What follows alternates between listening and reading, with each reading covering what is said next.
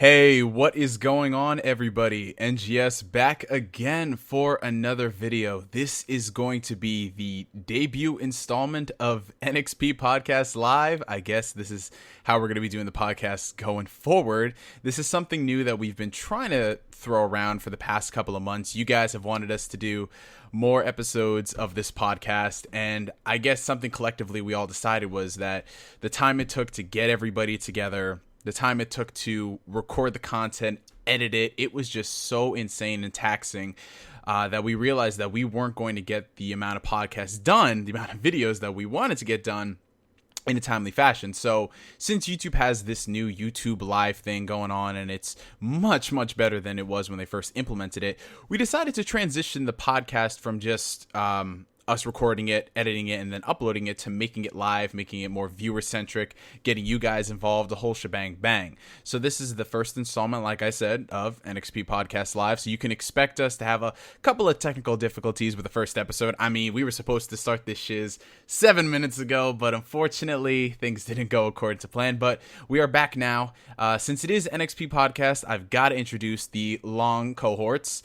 First and foremost, flanking on my left, we got the one and only DannyDsWorld. What is going on, Danny? How you been, bro? What's up? I've been okay. That's okay as one can be, dealing with the ins and outs of having to deal with 8 kids. So I mean that's all kinds of fun. It sounds like you got a reality show in the making, bro. I wish it would pay more. So as you guys all know, Danny, regular co-host of the show. We've also got a returning veteran. This man he's been on the channel before. Last video we did was in the fall season. We were recapping Flash. But it's been a while since we assembled the three of us. A while since we got the Trinity all together. Y'all know him as, well, formerly Young Rots. He is now ascended to a higher level of power. Rots112. Robert, how the heck have you been, bro? Man, I've been all good. That was a great intro, man. I appreciate it. Thank you. You know, I got to do my job as a hype man. You know, I got to hype everybody up. Hey, man, you make hype men around the world proud. Yeah. Flavor Flav is proud, right? Thank you for that. So getting straight into today's topic, we're not going to be wasting any time whatsoever. Today, we're going to be talking about the Marvel Cinematic Universe. This is a topic that we've, I guess, mentioned here and there when we were recording videos on Spider-Man, when we were talking about The Dark Knight Rises, which I think was the last time we were all collectively together, right? Yep. Yeah. Well, actually, no, that's a lie. The last time we were together was talk about a Batman movie, Batman v Superman's first trailer. There we go. No, I thought it was about that Punisher movie. Oh, wait. Yeah. Never mind. Well, if you want to get technical, the last time we were all together kind of died on your hard drive. They don't gotta know that. They as far as they know. Let's get the Marvel video out first. Yeah, as far as they know, that is not a thing. But anyway, yes, last time we were together was to discuss Batman v Superman's debut trailer, which was around a year ago. Wow. Damn. Just thinking about that right now. Oh boy, that is not good. People in the comment section are about to be like, "Yo, where that Kai rant at, bro? What's going on with that?" I'm waiting 4 years for that shit, man. Hey, for the record, y'all was the one that made that promise. I had nothing to do with that. Well, to be fair, Rob is right. So, yeah, it's been a while since we've gotten together. But we're back to talk about the Marvel Cinematic Universe. We've gotten tons of comments from people saying that we are nothing but Marvel fanboys.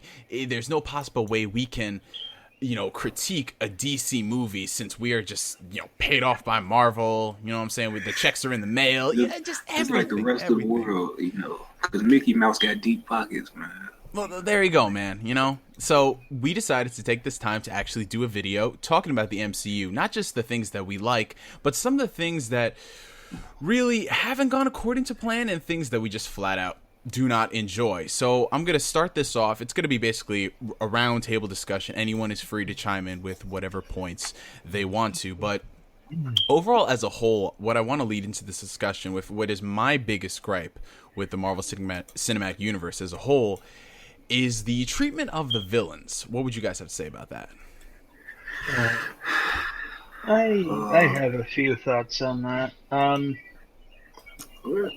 I can sum up my initial point in about 3 words.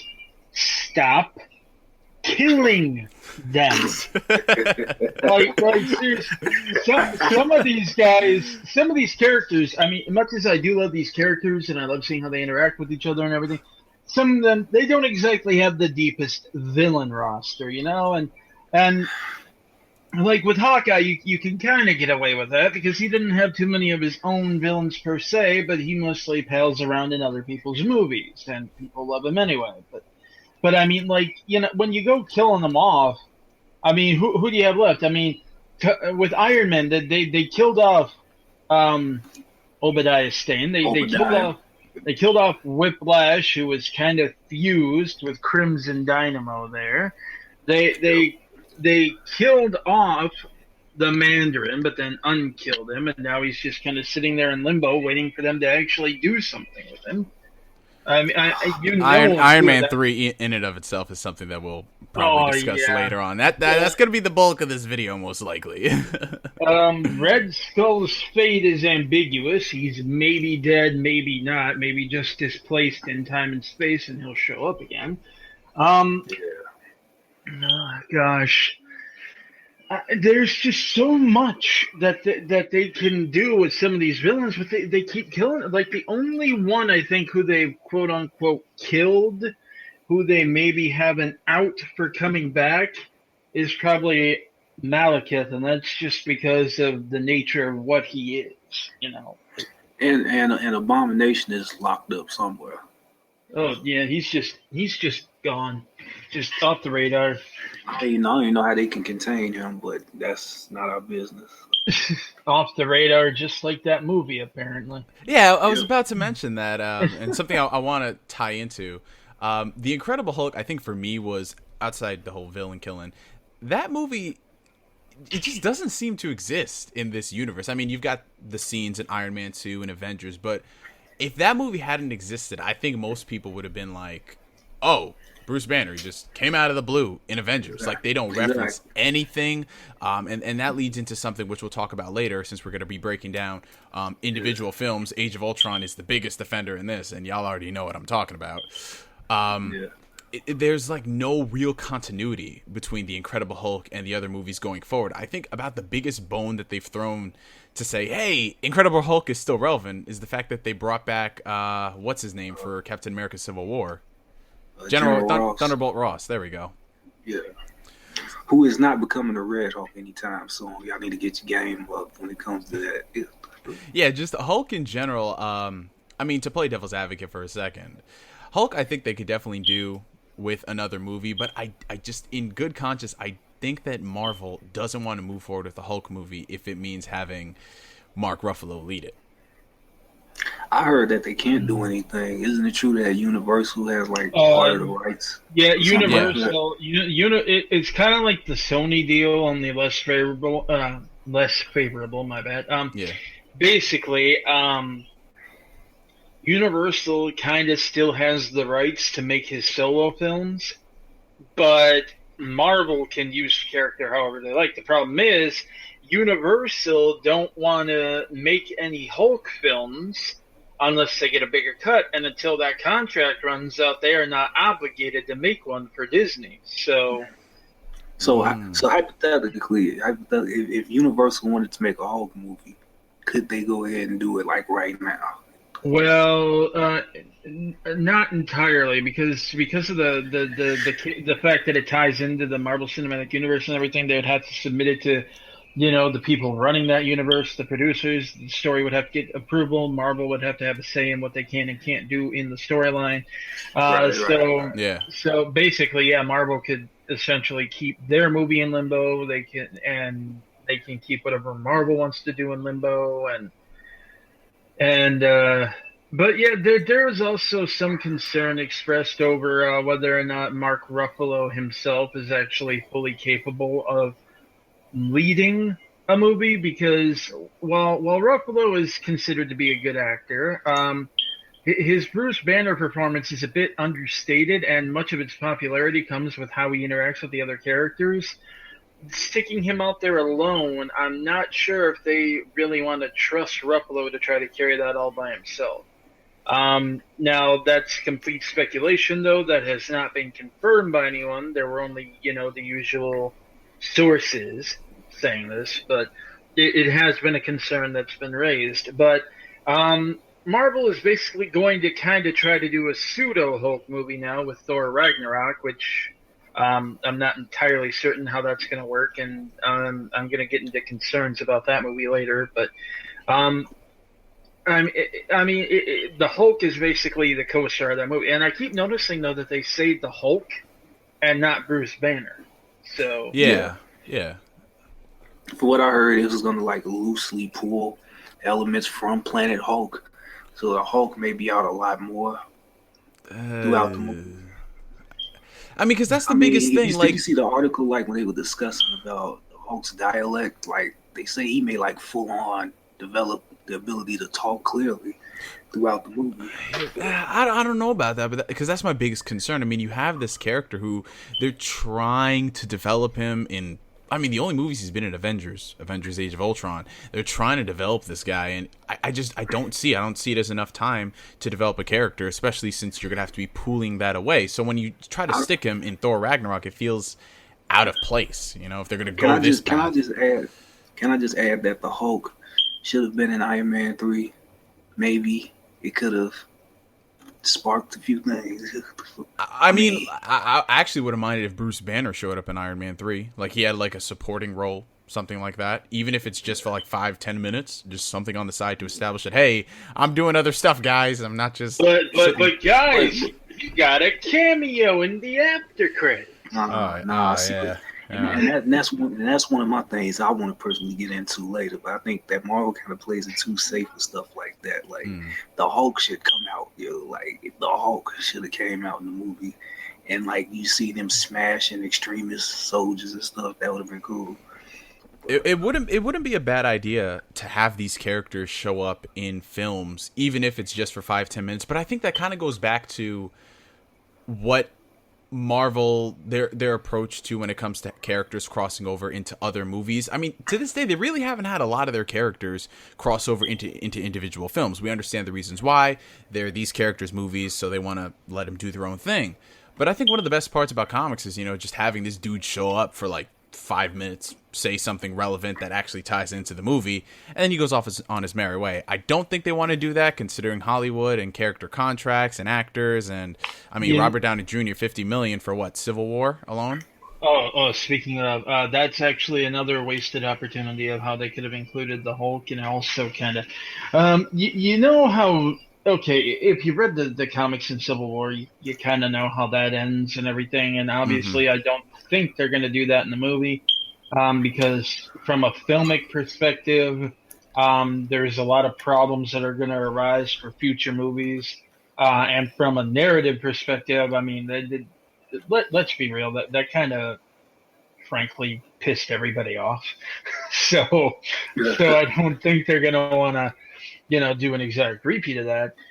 One thing that could have actually worked is just out of nowhere.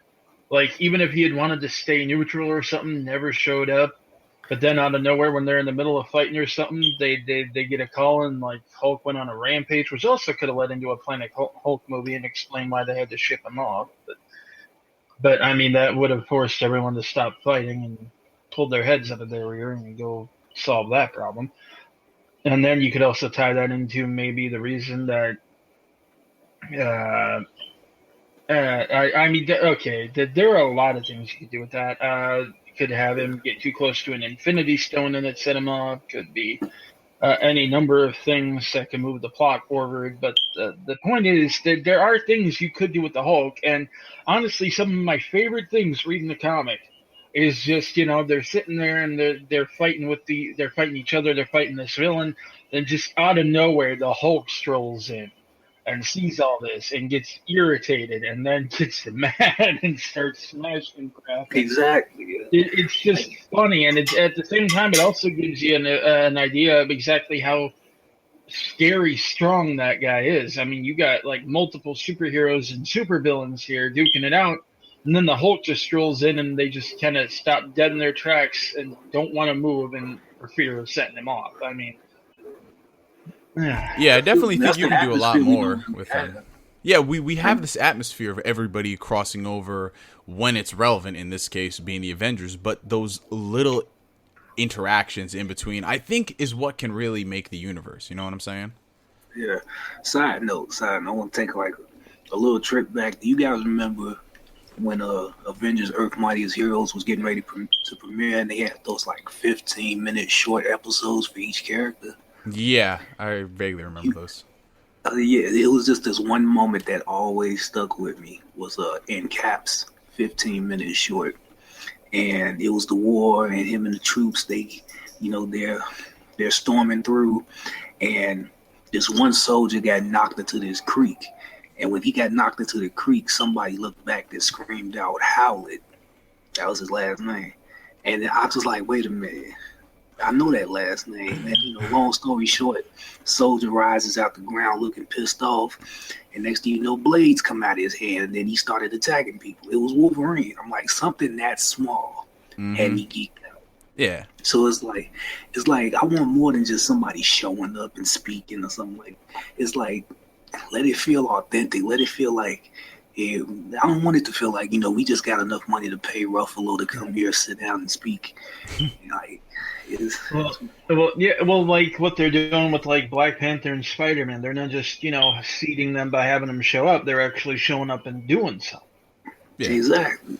That's the thing. Yeah. Yeah, that's part. It's part of what I was trying to go for. I mean, if you have somebody show up, even if it's just for a little bit, make it impactful, make it cool, and make it help move the story forward. Somebody in the comment section actually brought up, what about Falcon in Ant-Man? Oh, that's actually that was a good one.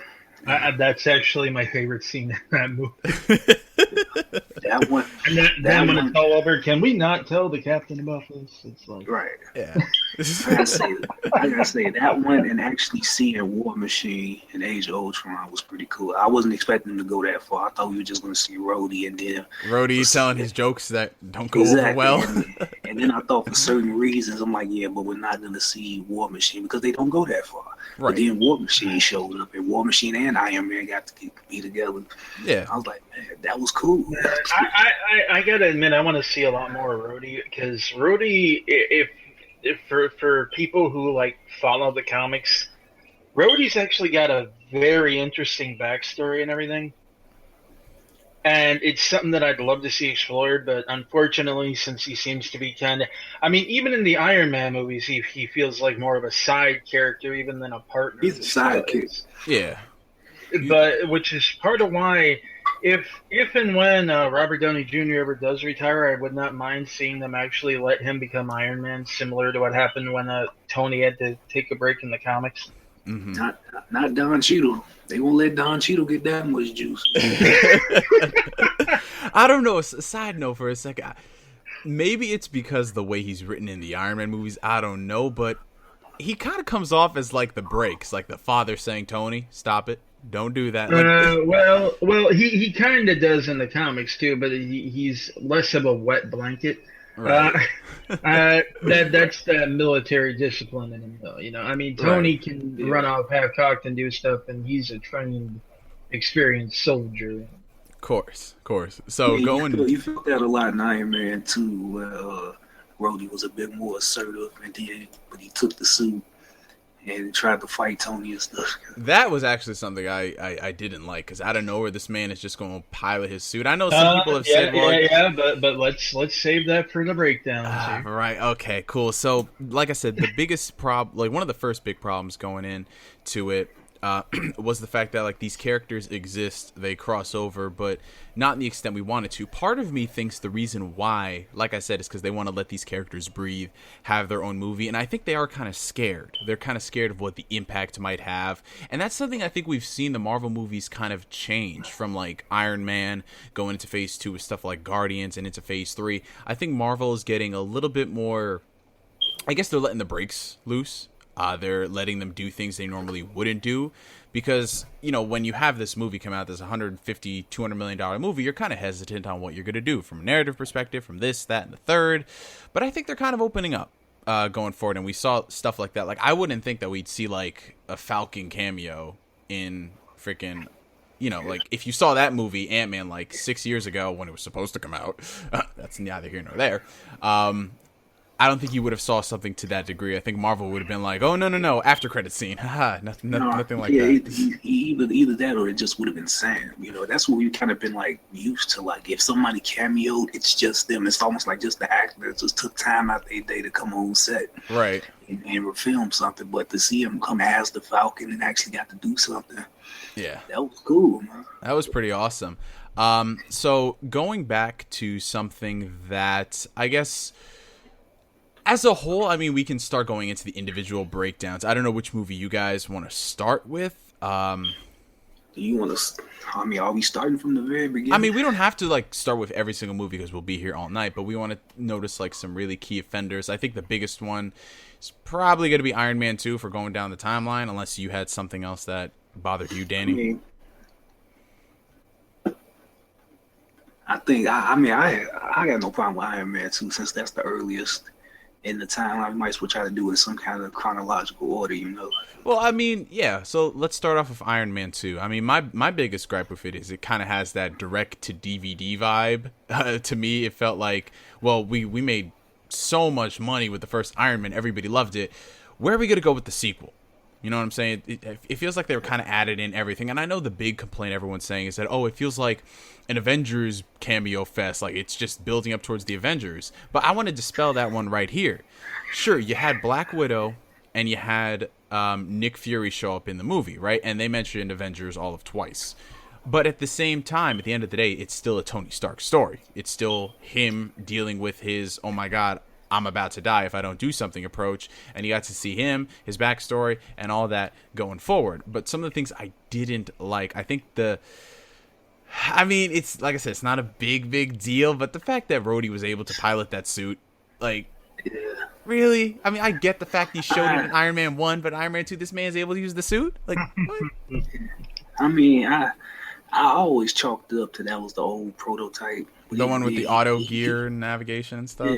Yeah, I always chalked it up as an old prototype. That's why he was able to just jump in and fight with it.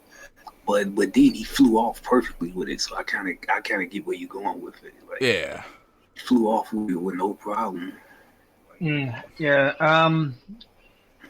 One thing I will give Iron Man 2 credit for though is the way that they introduced Black Widow.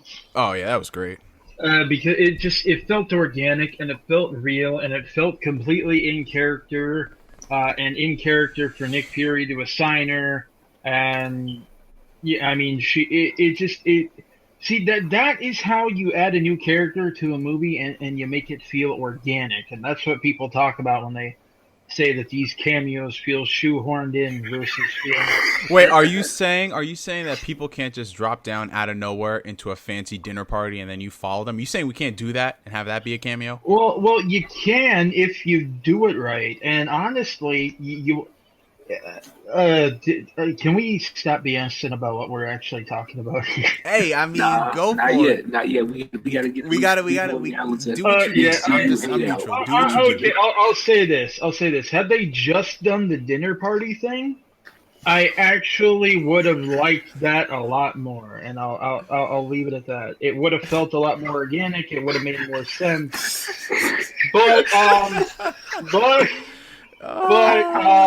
yeah. Stop talking about the Punisher like that, man. Yeah, man. But seriously, it was so cool, and they did the same thing with Hawkeye and Thor. In fact, his team was actually even smaller in that film, and I like when they called him the Hawk. They're like, the Hawk, he's in his nest. I'm like, wait, what? He's in his nest. Yeah, and then you find out that's Clint Barton, and it's like, oh yeah. And there you go. And then Avengers next year. But what's interesting to me is how they introduce the characters, and then you have Black Widow and Hawkeye, and their backstory came in the Avengers. In fact, arguably, they actually got the most character development out of anyone there, and that's good because nobody else really needed it. They'd been established, and. Right. But I just love the way that they managed to introduce characters in these movies. It's been pretty good so far, and I haven't really seen any that felt out of place, with the exception of a couple. But we'll save that for when we get to Thor. Anyway. Yeah, I gotta say, Black Widow, the addition was cool because, and I kind of liked how they played it off, because like when she came on, all the fans knew who she was, but I think all of us probably went to the movie with people that wasn't too comic savvy, so they trying to like ask you, they trying to like pry, who is that? Is she somebody? Like, just watch. Is she bad? Is she a bad person? Who is she in the comics? Exactly. So then she kept on putting those little hints, and then you finally see her just go ham on a hallway full of people, and like, just Black Widow, man. That right there is what saved the movie for me. Oh, that scene was just great. But unless there's anything else with Iron Man 2 that you guys want to talk about, we can lead directly into... Well. Dang, so close. The other thing is, some of the stuff was just kind of tacky that they threw in there. Like, the way that they thought that was them dealing with the Demon in a Bottle story arc. Yeah, that was great, man. That was so personal and emotional. I almost cried. I cry every time. For the 5 minutes it was on screen, yeah. And I know everyone's like, "Oh, that's natural when you think you're dying," and it's like, yeah, but that's not the point of that story arc. And it was a really good and important arc, and it had a message, and it was a huge moment of character development for Tony. And I don't see them going back and redoing it properly. Those 300 seconds were very impactful, sir. When you break it down to seconds, it sounds more meaningful.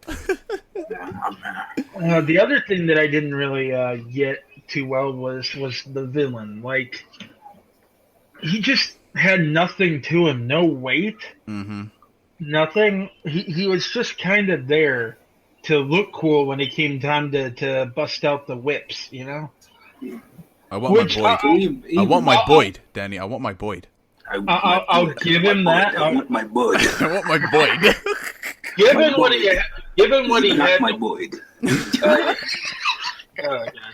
Given what he had to work with, I really do think Mickey Rourke did a pretty good job. Oh, yeah. But I mean, it's just they didn't give him hardly anything to work with. Just asking for a bird and then welding things. You know? Yeah, it's like.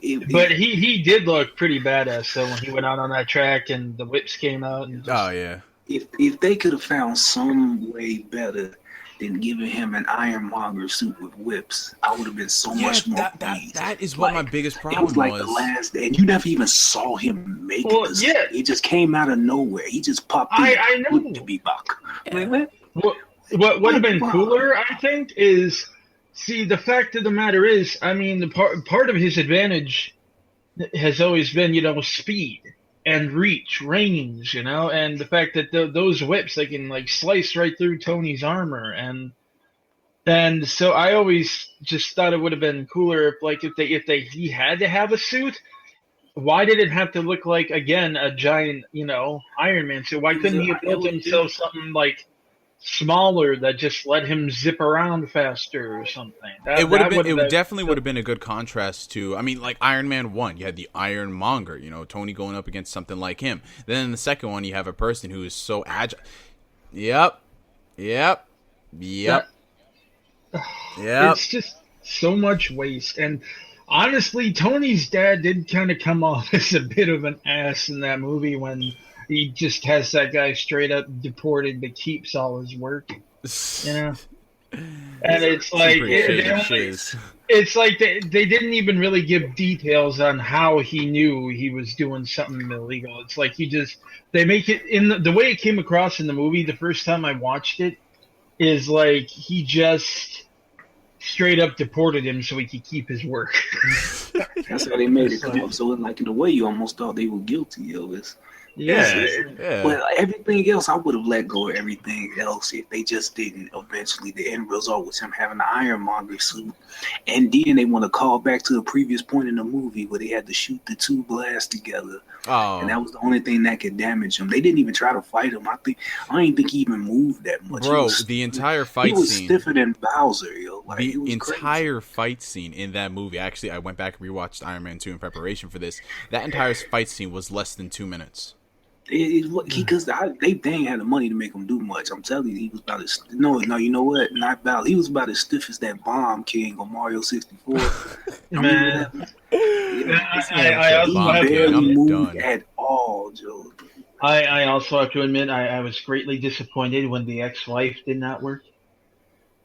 That would have been the highlight of the movie for me. I mean, so much build up and anticipation, and then it's a dud, and it doesn't even fire. And good old Hammer Tech, yeah. Yo, man. Speaking of Hammer Tech, Justin Hammer was not bad in that movie. He wasn't, but Justin Hammer's footwork saved that movie. I don't care what nobody said. he came out hitting James Brown. That saved the movie for me. As opposed to when Toby did it. But anyway, so like I said, well, you can sum up Iron Man 2 like this. Direct-to-DVD vibes all around featuring Don Matrick. Anyway, what? So moving into the next film, which I think we can all say in agreement was kind of weird. Very strange. Wasn't it literally the next film? Too? Yeah, literally the next film. Like a year later, literally the next film. Yeah, they teased it at the end of that film. Yeah. We're moving into Asgard's own Thor. Thor Odin's son. Thor. So son of Odin. I'll say this though. One of the things I did like about that movie was I liked how pretty it was. Oh, it was very pretty. Really nice. Yeah, I like the score. I got like a lot of the scores on my phone. Oh yeah. You know what's funny? Hmm. You know what? I'm gonna save that joke. I'm gonna save that. I'm sorry. I will save that for later. Everybody in the chat, keep this man accountable. He has a joke that he has to tell us later. Remember, Danny has a joke that he has to unload before this podcast. Unload? Oh my god! All right, Thor. I am so conflicted on Thor because on the one hand they sort of did things right. I mean, Thor was kind of arrogant and brash and everything, and he did need to be disciplined, and they did get it right that Odin did banish him to the earth. I do love that scene when Odin growled. Who did he growl? Did he growl Loki? I think he growled Loki. He was like, "Hey!" I remember that. I was crying. Anthony Hopkins' performance in that scene, though, was like so up and down. It's like somebody kept accidentally hitting caps lock on the teleprompter. How to express anger? Caps lock. Well, I mean, I can't really necessarily fault them for that because that's all the director. The great Kenneth Branagh. Oh yeah, Kenneth Branagh. He's very much a Shakespearean trained actor. Mm-hmm. In fact, the first movie I think he directed was a production of a film version production of Henry VIII or Henry V. Sorry, and it was a really good thing. But Shakespeare is like naturally somewhat hammy. Yeah, naturally. Right. I thought he did a good job of kind of toning it down and making it feel a bit more natural, but the cheese factor is always there. And it was present in Thor, too, and that's just how he directs. But so I can't really blame the actors for that. But I just... The thing that gets me about Thor so much is that, number one, the whole... his other identity. That's the thing that got me. Like, if you're gonna like slap that in there, God, they maybe shouldn't have at all. Just kind of, I don't know. But the other, but what really gets me, the thing that really gets me are the humans in that film. I cannot bring myself to really like or care about Jane. I just can't. I mean, Nope. I don't hate her. I'm just like indifferent. Hey, that's the future Thor you talking about. Yeah, nobody likes her there either. But I know. So perfect fit. There you go. You can't diss her until she becomes Thor. You know? I know, but it does bug me because she is another case of someone who's just kind of there, you know. She doesn't really contribute a whole lot per se. She's there to be the love interest, and that's about it. The other Asgardians, the ones who have like 5 lines in the whole movie, have more character than her. Yeah. And then you have her friend, Kat Dennings. Oh boy. Whatever the heck her name is. Her name, Kat Dennings. Yeah. Oh, Darcy? Is that her name? Darcy. Yeah, Darcy. Oh Sounds God. like Oh God. This man, he about to go in.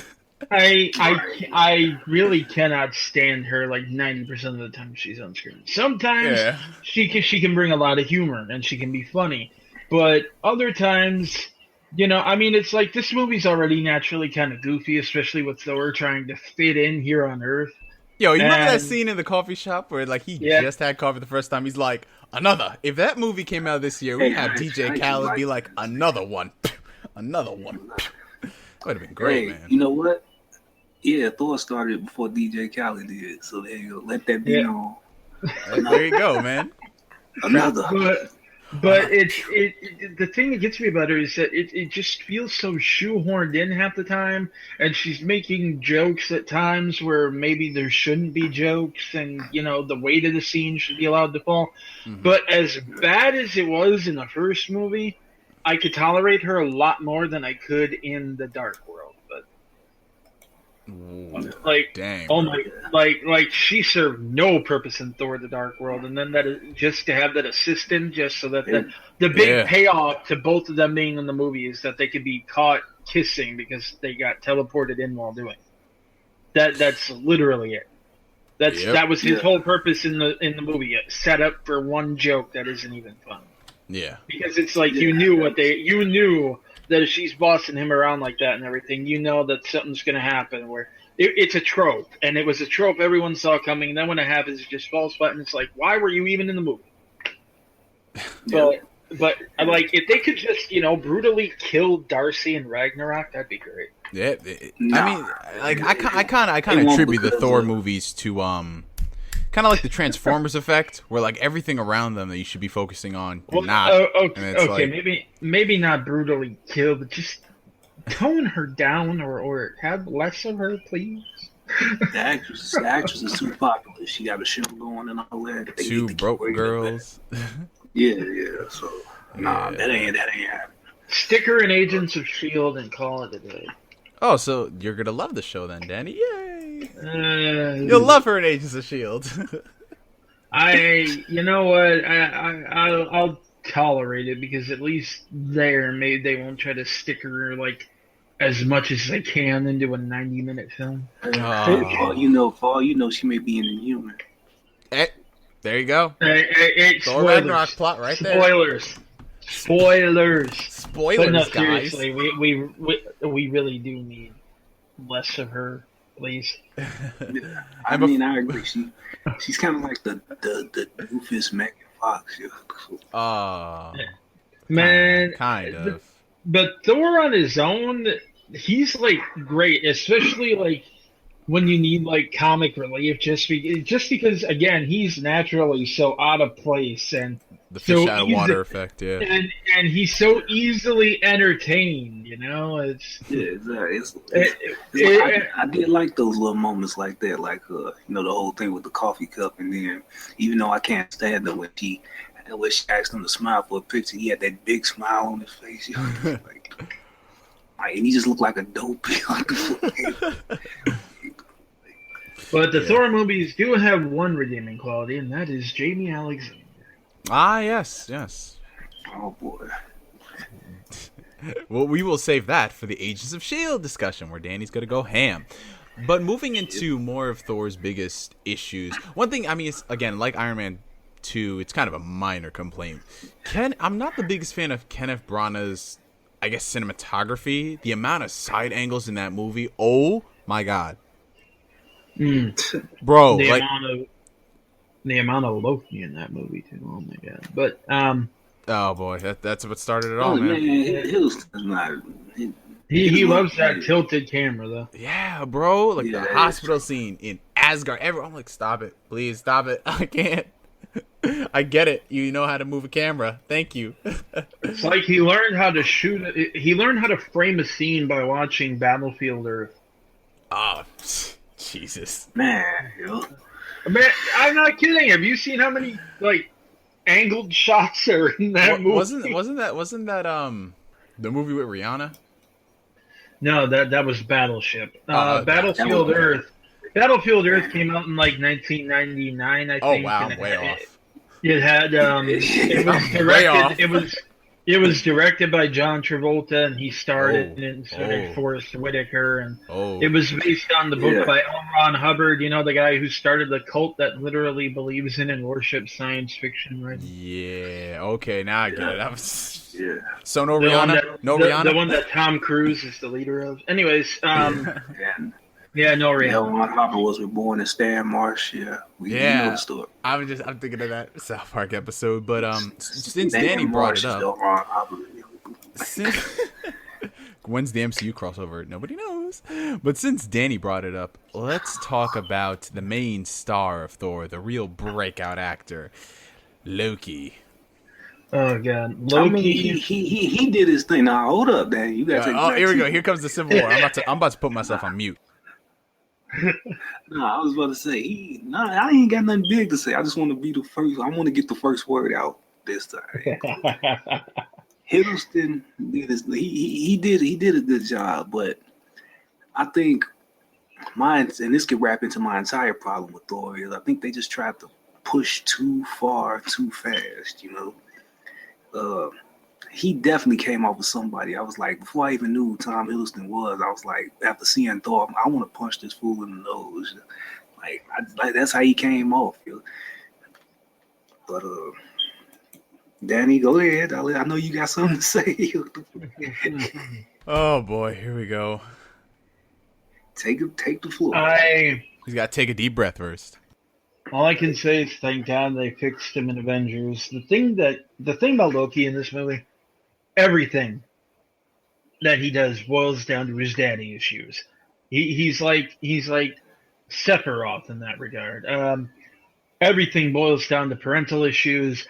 He just wants his daddy to love him, which is why he orchestrated this really elaborate plan to lead assassins into his bedroom so that he could kill them before they killed his dad, so that his dad would wake up and see he saved him and love him more than Thor and make him the king. He just wanted daddy to love him more. And I mean, but see, this comes out only after. The thing that got me though is they brought up the plot point of him finding out he's adopted and everything, and all the rage that could come with that. You know, finding out you took me away from my real parents. You taught me that they were evil. We've been fighting them. I've been fighting and killing my own people for how long, etc. There could have been so much anger there, and there is in Loki in the comics. That's one source of his bitterness, the fact that he's not even actually Asgardian. He's irredeemable. And that's why he thinks that Odin doesn't love him, didn't love him the way he loved Thor. But see, unlike in the movies, he doesn't care about that. He's just like, okay, screw you, I'm going to make your lives a living hell. But just Loki in this movie was so off. It was weird. But then it's like Avengers comes along, and then he's acting like Loki. Like, for real. Just so much better. I could not... See, I was afraid I was going to hate him. And I didn't like that because I actually kind of like Loki as a villain. He's like a universe-wide villain. He's messed with everybody at some point, sometimes just because he's bored. And that's the kind of Loki I think we got in Avengers. I think it kind of goes hand in hand with I start seeing this more and more as the Marvel movies progress. I mean, you got a character who's not really acting the way they should in one movie, and then when they go on to the next one, usually directed by a different person, or it's, just handled better. We see them acting the way they're supposed to, which is why it goes back to what I said earlier before, with Marvel kind of letting people do their things in certain ways. Like, looking at the Russo brothers, to play an example.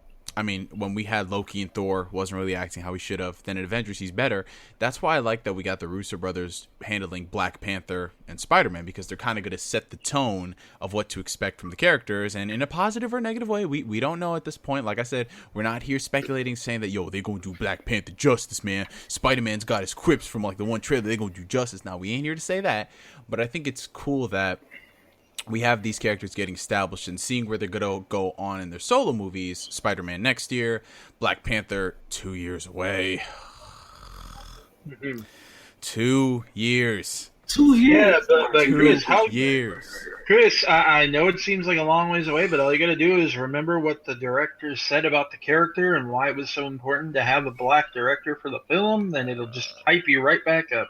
We'll talk about that later. But the character of Loki, I mean, myself, I knew really nothing about Loki going into Thor, so I was kind of like just the person who's like, oh, let's see what this character is all about. And I liked where they were going with certain things, because like you guys said, it had these parts that were in the comics that were big things, but then it kind of just falls flat, goes nowhere, and it's like, oh well, now I want to destroy everything. Yay! Everybody's happy. But it did kind of start. I guess it was this movie where it started the trend where it's like in Marvel movies, this character dies, but not really. Then that character dies, but not really. And then this character dies, and not really. Well, that's workable, because I mean that does happen in comics a lot. Oh yeah, of course. And it also allows us, see, they don't like to sign. One thing I've noticed about Marvel is one reason they like to kill the villains is because they get like a really big name actor for the villain, and then they don't want to sign them to multiple movies because that's going to be a ton of money, and they don't even necessarily know how well this series is going to take off, and so they only sign them to the one. But I've noticed that when they've been quote unquote killing them lately, they've at least been doing it in ways where you could conceivably resurrect them. Yeah, in some fashion. So, like, they have the option of getting that actor back if they want to bring that villain back, and if they can't, well, then they can just say they're dead, or if necessary, recast. But that's the biggest thing. You just can't do it old school and just lock them up. We never see him again until the actor come available. Well, I think we're going to get to after Civil War, because if you notice, they kind of introduced the Raft. Well, you know what, Danny, you mentioned that point. How there's disparity between the actors coming back for whatever reason they don't want to renew them, and why they can't use them. You okay there? Yeah. I just hit my knuckle on the table. Going back to well, that'll teach that table to insult your mother. Well, yeah, there you go. Well, hopefully the table's name isn't Martha. That'd be really awkward. It's not. That's why I hit it. How would you know that you could hit the table and then end up finding its name Martha? All right, but anyway, that's kind of one of my biggest problems. Which Chris. Yes. One thing I learned is that when life doesn't make sense, you make it make sense. Oh, we aren't going here. We are not going here tonight. Moving Ronin. Let's talk about Ronin. I'm still not forgetting that. Hey, hold up. I mean, we're not going to acknowledge that Thor. Whoa, we're taking a big leap to Ronin. We're taking a big leap to Ronin because every movie we're going to end up talking about the villains. No, don't you say I'm pulling a DC. I ain't pulling a DC because this makes sense. Listen to me when I say this. We keep talking about the villains and how every movie they end up killing one. This is going to be a reoccurring theme. So we might as well just call them all together and then talk about why they don't work. I am salty about Ronin. I'm never going to forgive the fact that they killed Ronin. You can't kill Ronin in his first movie. Well, to be fair, Thanos was going to before it. Stop it. We didn't need to have Thanos kill Ronin. Believe it or not, Ronin is actually one of the deaths that can conceivably be pretty easily undone. Well, yeah, but are they going to do it? Maybe. Maybe not. I don't know. Maybe if they have need of him later, they will. If they don't, then he's just gone. Well, they haven't though. That's the problem, man. That's I pissed know, off. but- Don't you? It gets me scared for Spider-Man. What, they gonna kill Norman Osborn in the first movie again? Yes, they will. Oh my god, dude! Now No you see one- why I'm worried, And man. you know who literally no one cares got killed? Who? The villain in Ant-Man, whose name I can't even remember because he was that forgettable. Wasn't it? Yeah, it was Yellow Jacket, right? Well, that Yeah, was the name of the yeah. dude, but yeah, he had But a. Yellow Jacket would look like the Iron Spider, though. That was weird. But it's Basically, like he was such an underwhelming villain and so forgettable that I don't even remember. That's why that Ant-Man did feel a little bit outdated. Well, Ant-Man. The thing about Ant-Man is it really feels like one of the superhero movies from like the late '90s, early 2000s. Outdated. Yeah. That's when they started making it. But honestly, I can't fault them too much because they managed to get that done and make it at least entertaining and everything. And they only had like a little over, not even a full year, I think, to rewrite it. And then they had to film it in less than a year. So they had to rewrite it in like a couple months, then shoot the whole thing and edit it together and get it ready for release without budging the release schedule. Yeah, I mean, we can talk about that when we get to Ant-Man. But going forward from Thor, talk about. I just want to say something though. I see someone in the chat saying Red Skull will never come back. Red Skull, sir, can very easily come back. Which is where we're We'll going to just- lead into with Captain America, the first Yes. Avenger. Hey, Because, well, I'll touch on that later. But yes, Red Captain Skull. America. Red Skull will come back. They just have to find Hugo Weaving and drag his ass back to the Marvel studio. Well, okay. Drag his ass back. I will expand on exactly how and why he can come back, regardless, when we come to that. But first, let's take a look at Captain America and what went wrong there. Well, Danny, obviously what went wrong with Captain America is this. You can't take a character from the 1940s and modernize him. It just doesn't work that way, sir. Mm-hmm. Yeah, not without you can't take a character without a dark side and make him modern and compelling and relevant. Except Yeah. you can, but Yeah, Nah, what- exactly. You Bucking gotta shots. be too edgy. Too edgy. in fairness, I did love Captain America: The First Avenger, but there were a couple of rough spots. Yeah, of course. Most notably being, well, honestly,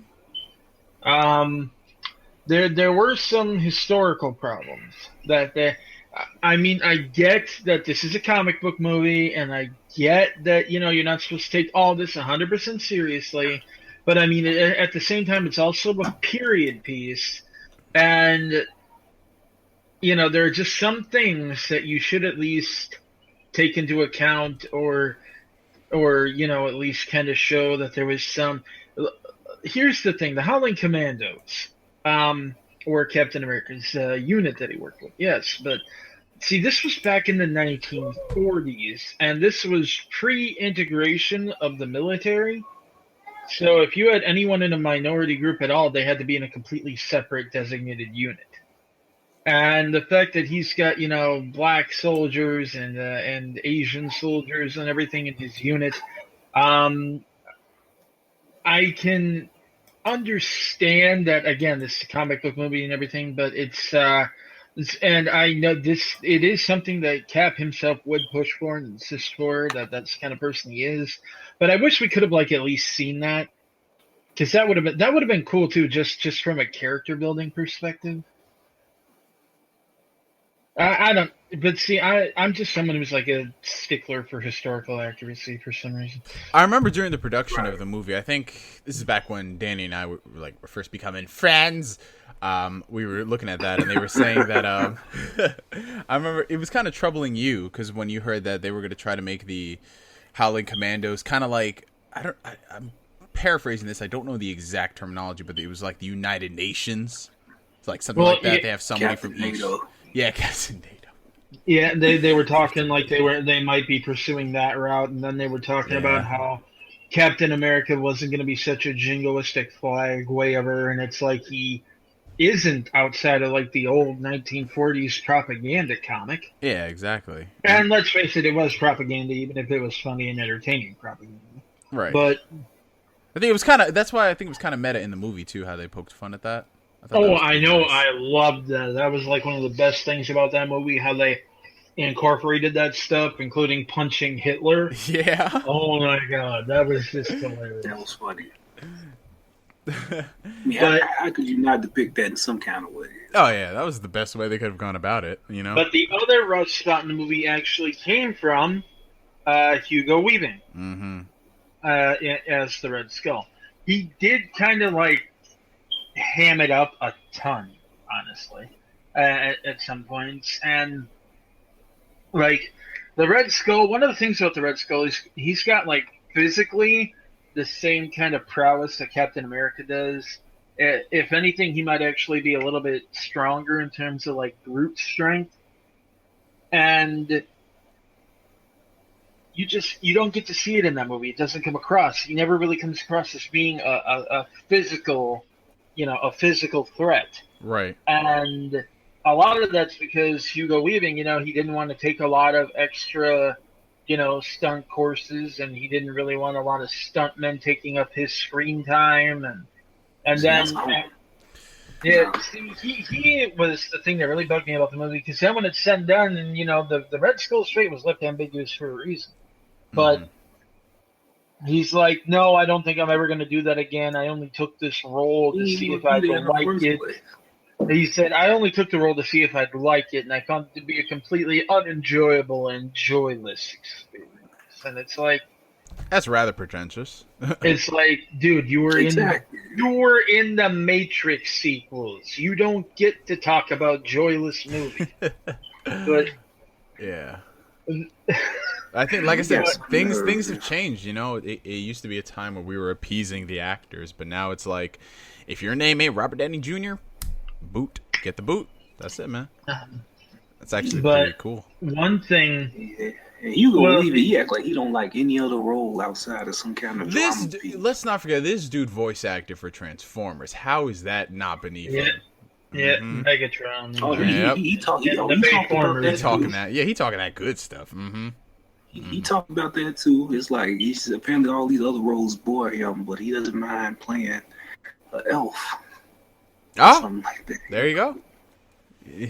In the latest animated sitcom starring Hugo Weaving. There you go. But the thing about the Red Skull is that the character can indeed be used again, even if they don't have Hugo Weaving. There are ways you can do it. Number one, the character himself is in heavy makeup. So I mean, you could literally put any mask over that skull and have the actor be whoever, plus when he takes it off and he's under all that makeup, he's still the Red Skull. I mean, it would also make a bit more sense because, Johann Schmidt was alive in World War II, and it would look kind of funny if he was still looking kind of young and everything in modern times. And a dead ringer so that would make sense. But number two, was a way he managed to come back in the comics, and that is... due to his interactions with the Cosmic Cube, the Tesseract, he actually had his mind transplanted into someone else's body. And so for a time, he was actually someone else. He was in control of them. He lived in their head. At first, there was like a dual identity thing kind of going on, and they would like talk back and forth, but then he finally completely took over. And there are ways you can do it. Yeah.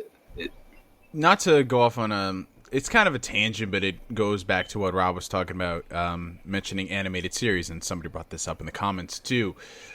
The first episode of Avengers Assemble, where you're just seeing how badass Red Skull is, and you're just like, oh man, could have got that in a movie. It is kind of disappointing, but again, it kind of goes back to that weird transition, Go ahead, Rob. It's one thing I'll admit. The MCU is not perfect. There's a lot of moments we've been robbed of. Yeah. As well. But fortunately, there's probably moments we can get back. But time isn't on our side, dude. No, there's only so much you can fit into like 2 hours, though. So they kind of have to pick and choose what they do. And to go off and answer some of the viewer questions, someone's wondering why don't they just do an animated series following the comic books instead of doing a movie? I think that works better. Now, you see, the problem with animated series, and this gets brought up tons and tons and tons of times with things like Spider-Man. Why don't they just do animated series that closely follow the comics? To be honest, it just comes down to marketability. Like, how can they sell this series? Like, these TV shows, they're made to sell toys. They're made to sell merchandise. And they're made to appeal to people. And in some cases, that means having a show or Spider-Man is nothing but really redundant humor and crossing over with Miles Morales doesn't make any sense, but hey, it just happens, and it sells a lot of merchandise, and that's why they do it. If they were to really adapt to like the legit story arcs without making any alterations, without doing anything more than they need to, I don't think it would really sell to most folks. I mean, we'd buy it, but we're not the majority in this situation, unfortunately. Another problem with that is age appropriateness versus story accuracy. There's some things in some stories that you just can't really bring to an animated series, right? And yet they're important to the plot lines of the comics. Yeah. I mean, I know a lot of people like to point to, look what DC does with like their animated stuff. First of all,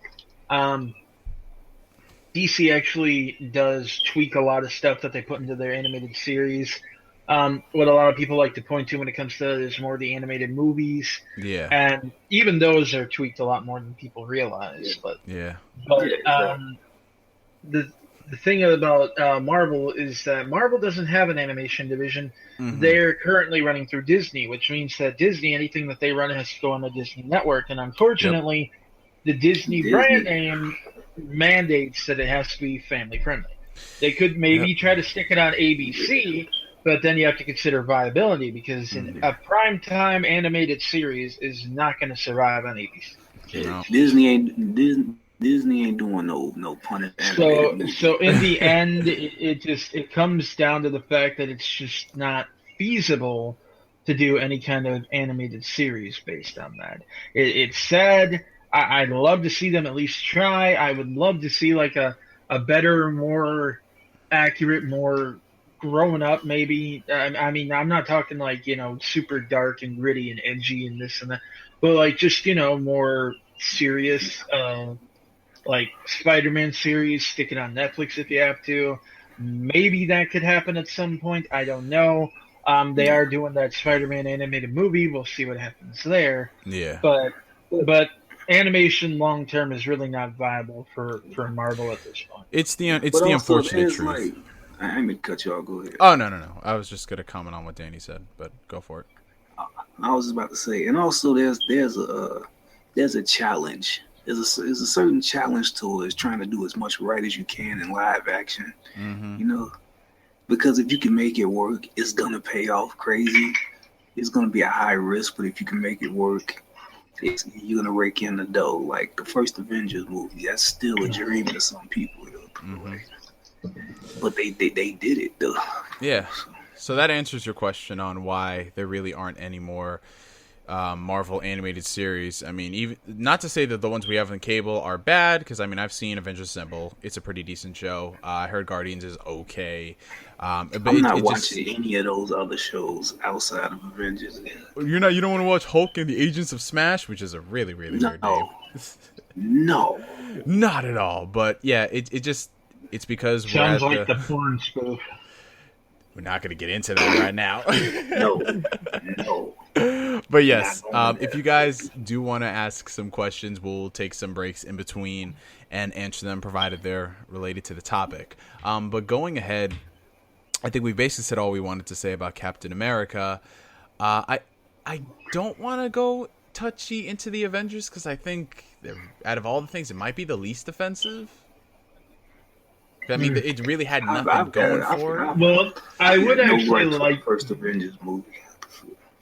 I would like to address a criticism I hear about it a lot, though, and that's that I see a lot of people like to point to that movie and say that that's the case of a movie where the plot and everything by itself doesn't make a whole lot of sense, and there's no real character development. And oh, really?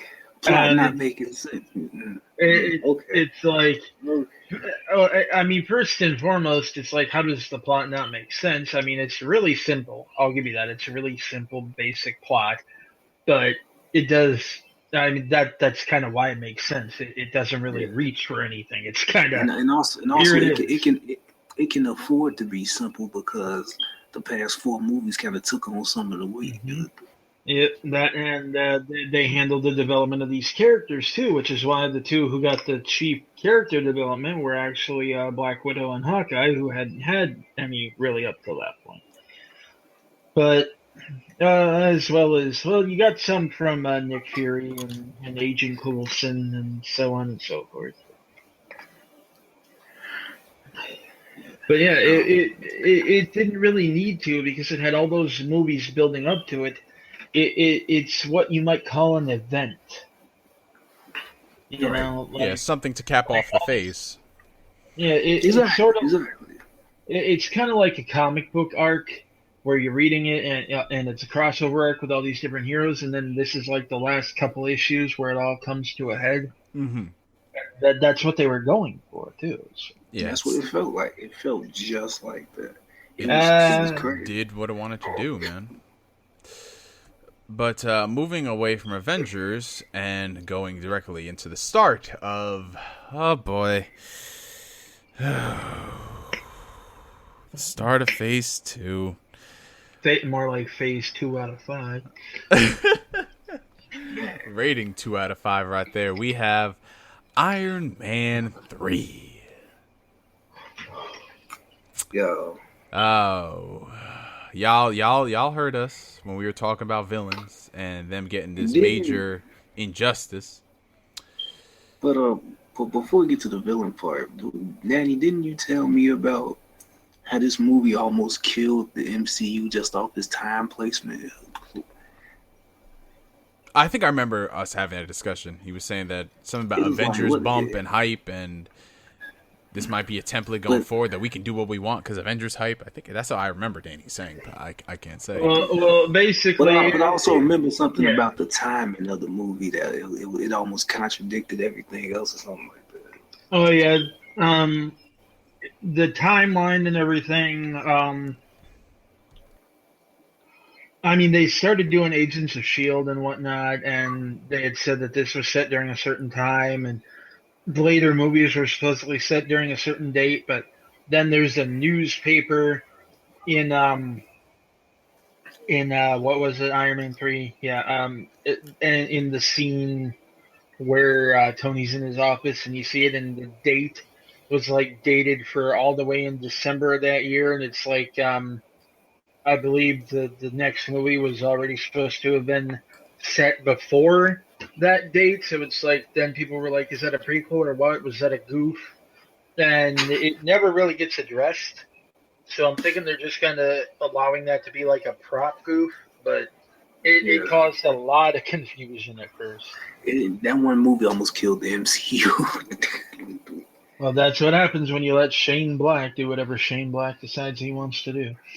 I mean, hey, are you insulting the man who's going to save the Predator franchise? Excuse me, sir. That hurts my feelings. Well, Shane Black is a good writer for certain kinds of movies. And Predator, I mean, he was in the first Predator, and he seems to know what the series needs to elevate it above what it currently is.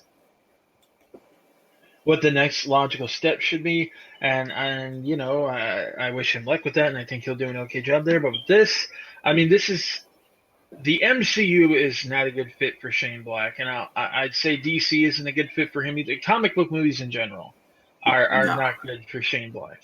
I mean, we're talking about the guy who, well, maybe a Netflix series he could fit in, because he tends to be a little bit more dark naturally. But, I mean, we're talking about the guy who... His name is Black, Danny. Yeah. Oh my God.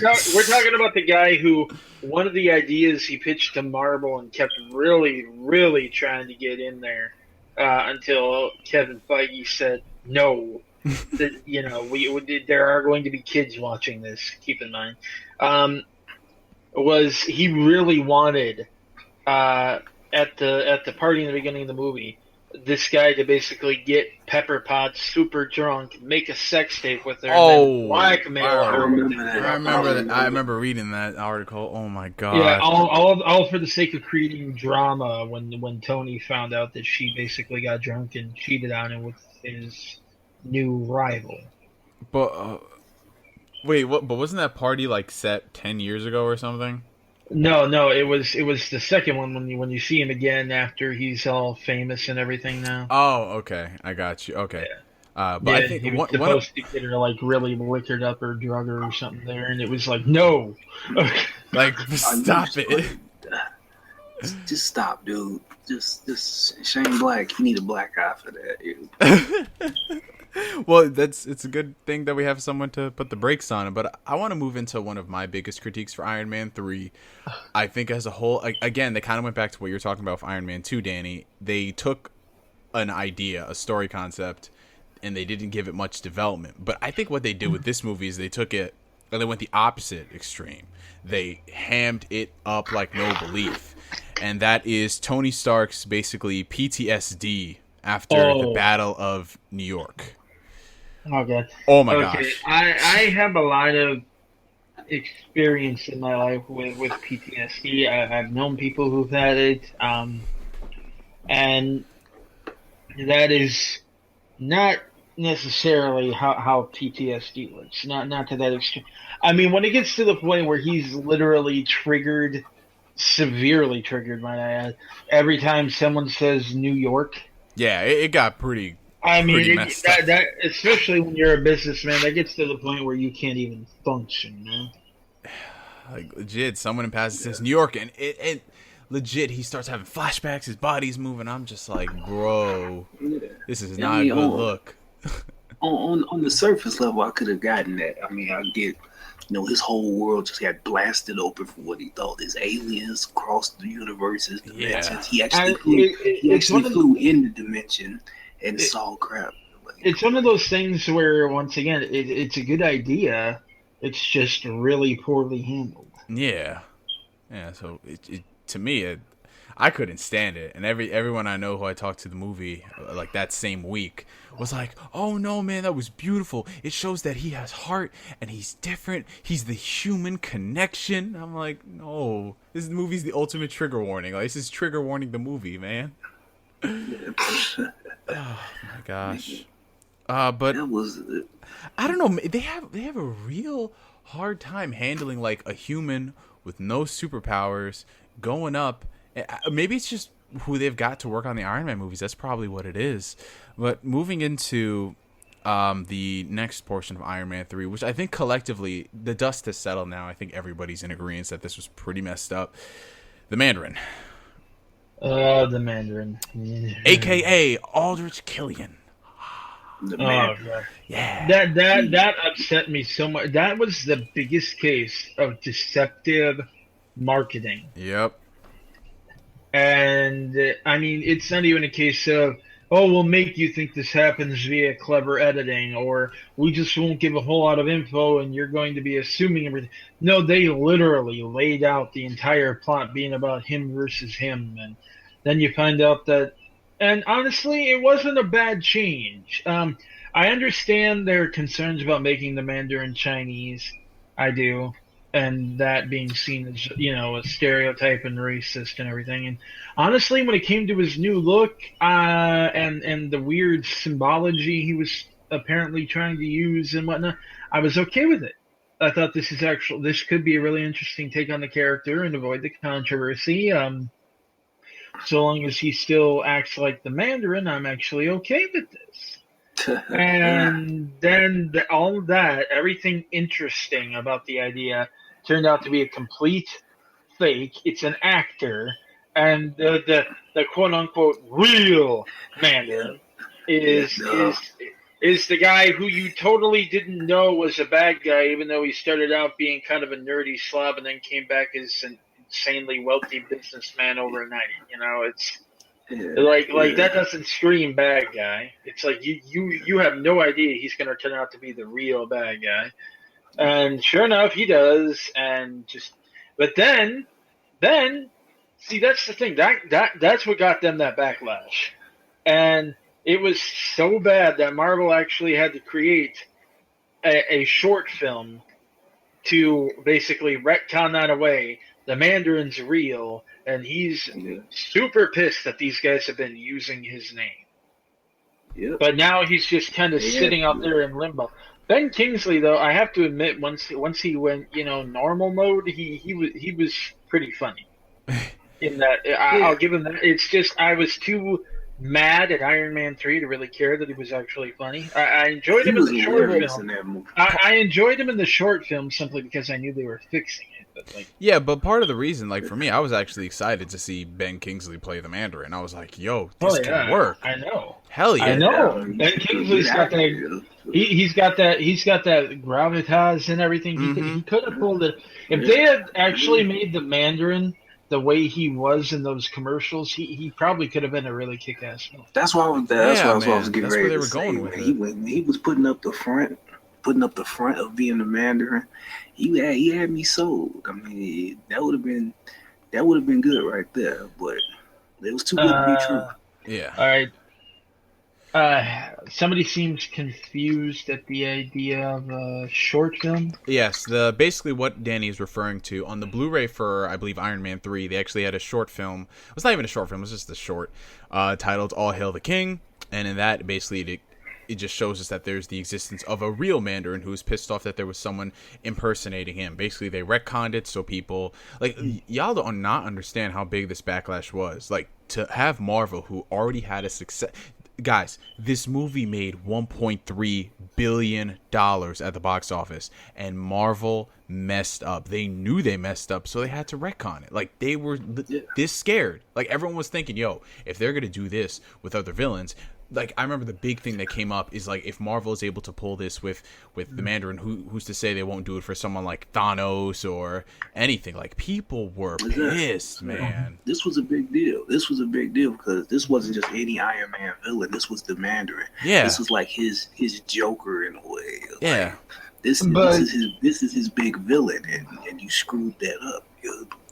They did kind of have themselves an out, though, because it wasn't the first time they had done a short film to sort of develop a character.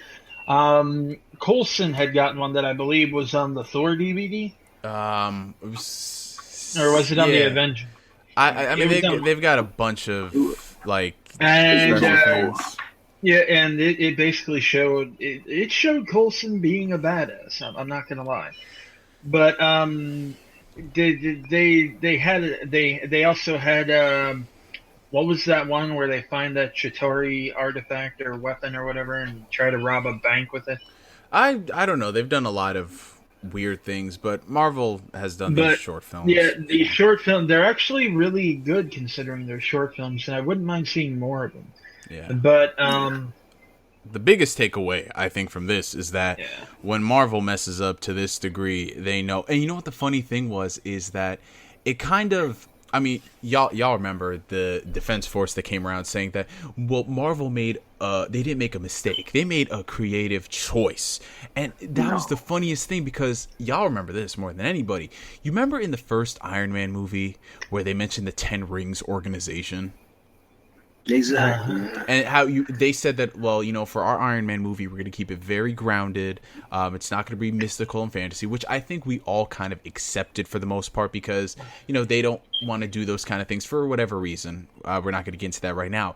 But when you see stuff happen, like Thor, you have the existence of gods, you have the Incredible Hulk, you have Captain America being the super soldier. The concept of having someone with powers like the Mandarin does not really seem too far-fetched. So why they needed to go this route, to me, it made no sense considering they already established that, hey, different beings exist. They don't all need to have Iron Man suits or have weird powers. So yeah, Iron Man 3 I think remains to this day still the biggest mess up in the entire MCU. And the fact that they retconned it just kind of proves it. Yeah, but I will say this, one thing I do appreciate about that retcon is for one, seeing Justin Hammer again was actually kind of hilarious. But But also, just a little Easter egg: the prison that they were in Mm-hmm. is actually the very same prison that Luke Cage was locked up in when he was put under those experiments that gave him his powers. Oh, I did not know that. Oh. Mhm. It'll be interesting to see if that's the same one they say he was in when his series comes out. Ooh. Well, there you go. So, unless there's anything else y'all want to say about Iron Man 3, you want to move on to the next film in the series? I'd love to move on from that film for life. So. Yeah, alright. So, moving into... That movie is dead to me. It's dead to me. Well, you know what, Rob? You can take away my house, you can take away my suit, but you know what you can't take away? That I am Iron Man, bro. Man, whatever. Like I said before, if you can get that shrapnel removed, why didn't you do it before? Alright, move it away from Iron Man. Let's talk about the second film starring Thor. Thor: The Dark World. I'll say this, overall as a sequel, better. Definitely better than the first one. Definitely. Way better. I loved how they captured. It felt a lot more like a Thor movie to me. I mean, like the opening fight scene, just in general, it felt like, okay, if we're having a movie with a character like Thor, this is what it would be like. And I like that fact. But again, going back to what we mentioned earlier, I'm sounding like a broken record at this point. Somebody take over. Okay. One of the things about Thor: The Dark World is that Malekith he's hyped up. Okay, he's supposed to be this horrible threat. He's pure evil. He led genocides in the past. The Dark Elves and everything, and scary. And then he's on screen for about 20 minutes. If that. Yep. And it's really not fair because it was a waste of a great actor. And Christopher Eccleston, man. And a pretty good Thor villain. I kind of liked Malekith. I forgot who played Malekith. It was Christopher Eccleston. He was in Doctor Who. Mainly one of the reasons why I love him. Like, could have been so much more. Could have been so much more. Again, another villain. Yeah, but it was kind of a waste. It really was. But kind of. It was too light. Come on, channel that rage from Killian into this movie. It was a complete, stupid, utter waste. There you go. That's the Danny that I know. And they should have done more with him. They should have established him more, and they didn't. They don't give you a reason to be afraid of him. Mm-hmm. And they kind of I ain't gonna lie, they messed up Curse too, and he was a pretty good villain for Thor. I mean, in terms of just what he is, but instead, no, he's just some random soldier given this power up, and then he goes down like real fast. But what got me about Thor: The Dark World 2, as I mentioned, was Kat Dennings being way too prevalent in that movie. Oh, God. It's just, I mean, I get it, she's funny and everything, but she had, like, no real plot importance. Nope, just there. He's there to be there. And she's there to be there. Her assistant, he's there even less to be there. He's there to be the thing she kisses as a joke. Yeah. Curse is there to be there. He's like an Easter egg almost, a glorified Easter egg. Mm-hmm. That being said, there were some definite pickups. I definitely liked Thor and Loki's interaction a lot more. Because one thing, Loki, although he does not have any love left in him for Odin at all, which again is accurate to what Loki is, he does still have love for his mother. Yeah. His adopted mother, because she was always very kind to him. She always loved him equally. Yep. She made it very clear that they were both her sons and she loved them. That funeral, though.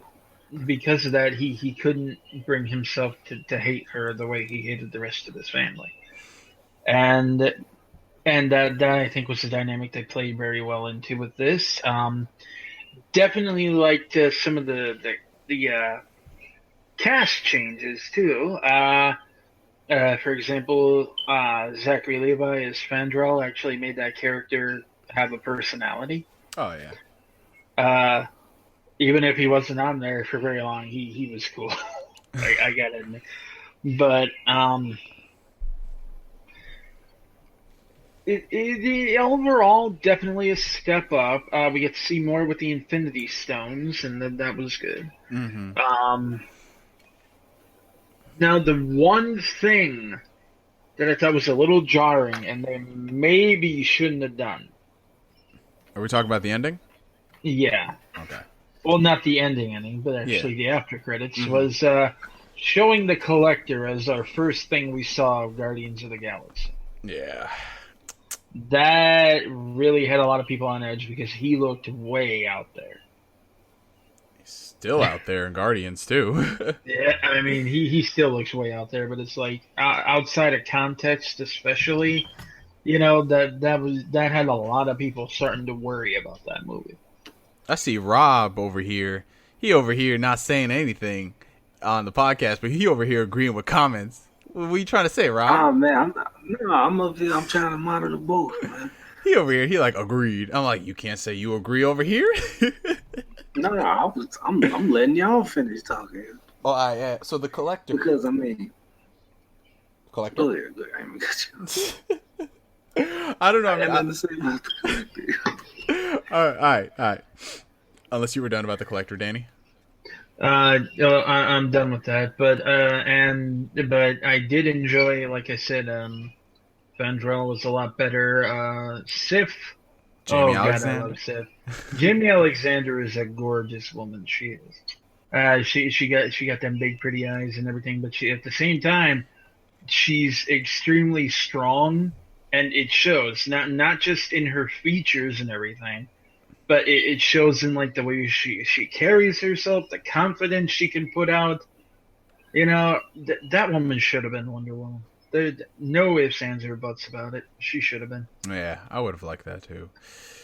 Well, maybe with the reboot, we might get a reboot in the next couple of years. Who knows? But Frigga in this movie had a much bigger part, and she came off as she honestly is extremely likable in this movie. You actually feel sad when it happens and she dies. I didn't think I'd feel that because it's like she was very in the first movie and we hadn't really gotten attached to her, but then we see how she acts in this one and how she treats Jane and everything, even though Jane's, is about as entertaining as a glass of water. She's the best love interest, though. And how she treated her sons, and how she even still, after what he did, considers Loki her son. That's that motherly love right there, man. Motherly I know, love. and it's just like, how can you not love this woman? She's awesome. And... And then they went and cut her down. Like, that funeral, I don't care what nobody say. That funeral scene is one of the best scenes in the movie. And then Loki's reaction afterwards. Yeah. That got man. Loki's reaction to learning that was actually one of my favorite parts in the movie. Yeah, it was deep, man. He went last thing he said was she was not his mother. That's the last thing he said to her. Yeah. And not just that too, but it's like you saw him like go straight from being, mocking and why should I, care, and then suddenly just dead serious, we're doing this. And it's like that. I just loved how much better they've gotten at depicting Loki after that first movie. We on an upward path, man. We on an upward path of greatness. So, moving away from Thor: The Dark World, we moving into the one, the only, the supreme, the GOAT of all GOAT superhero movies, starring Steve Rogers, Captain America, the Winter Soldier. Now, there's my God. there's nothing I can say. Like, I know it's kind of cliche to say, oh, there's nothing I didn't like about this movie, but no. Literally, this, to me, is the strongest. No problem. The strongest film in the entire universe. One of the strongest superhero movies of all time. It was just so good. And it came from the most unexpected freaking source. Oh my god! Like, let's talk about this for a second, man. If we ain't gonna talk about the movie much, the Russo brothers, man. Yeah, definitely. Did anybody ever expect that dudes who worked on Arrested Development, a sitcom, Community, a sitcom, who'd be helming up the next Captain America movie in a post-Avengers ballpark? Did y'all ever expect them to come out with something like on this GOAT level of greatness? I didn't. It surprised me how good that movie was. Like, I went into this movie actually with negative ramifications, because I'm just thinking to myself, based on other movies, on Thor and Iron Man, that okay, we gonna get another disappointing-ish but kind of entertaining Marvel movie. They gonna probably kill off Winter Soldier. Who knows? But when I walked out of that theater, I legit did not know what to think. I was so happy. I was excited. I caught all the little references that they made. One thing for me that I think made the entire movie was that Doctor Strange reference. Oh yeah. Oh my god. Because literally, I was in the theater with my friend Trent and his brother and his father as well, and we were just watching the movie, and then the scene comes up when they're interrogating that agent, and he's just over here spilling everything, like, oh, this person here, the person there, Bruce Banner, Stephen Strange, and then like a collective light bulb just went off in everybody's head, and we were like, yo, Stephen Strange? Oh my god. That's why it's always the best trying to get to those movies on opening day when you know with all the fans that get the little stuff like that. When we saw that fool's name, it was like a bunch of strangers just all started just high-fiving each other and stuff. Yes! It was the coolest thing. Oh man, it was. But here's the thing though. I'll say this is definitely the movie that taught me to trust Marvel when they make certain decisions about who's going to be directing what movie. Right. Yeah, I mean, I did not have the expectations for this that I should have, because the directors and when they came, I did get kind of hyped though, because I read an interview with Ed Brubaker, and Ed Brubaker was the writer of the comics, the Captain America comics, for quite a while. And he, of course, wrote the Return of the Winter, the Return of Bucky Barnes, the Winter Soldier arc, all that. And even wrote, he basically rewrote in a miniseries Bucky's backstory. Right. To be updated. Because one thing that happened was Captain America's story, got updated when they wanted to make a more serious version. But Bucky's hadn't really gotten that same treatment. And so they did. They brought it back from the past, and they gave it a more updated thing. And Bucky, while he was, Captain America's sidekick, he was also a trained soldier. I mean, we're talking about like a 15, 16-year-old kid. Obviously, he's an adult in the movies for obvious reasons. Right. But like a 16-year-old kid, ducking under barbed wire, taking a knife, cutting the throat of a Nazi guard, and opening a gate. They treated this like it was a real warfare thing. And obviously, again, they didn't do that in the film, as he'd already been updated in the film, but and made an adult, because child soldiers are kind of a no-no nowadays, and they didn't want that controversy. But when it came to talking to Ed Brubaker about it, they asked him, did they show you the script? Have you seen it? And he actually, I expected him to give the usual, yeah, I saw it, it's cool with me, no, that man legit gushed over the storyline for this movie and the script for it and the screenplay, and said that it was, in his own words, literally the closest they could have come to directly adapting his work within the limitations of a movie. And after I heard that, I was like, okay, well, my opinion's a bit higher now. So, and I went in and I was still blown away. I did not See, another thing that worried me was I was really afraid that they might not just, tackle a political topic, but tackle it in a partisan manner. Mm-hmm. Oh, well, you sound like a so-and-so. You sound like you belong to this party. Yeah. Because Hollywood likes to do that. But Yep. no, they stayed completely nonpartisan. They just tackled the issue itself. They didn't even, they gave you basically a case for both sides of the argument, especially between Cap and Nick Fury. Mm-hmm. But then they also showed the potential consequences of what happens when you sacrifice your freedoms for the sake of security. Mm-hmm. But at the same time, on the other hand, they also kind of showed a little bit of what happens when you have no security at all, and you just let your guard down.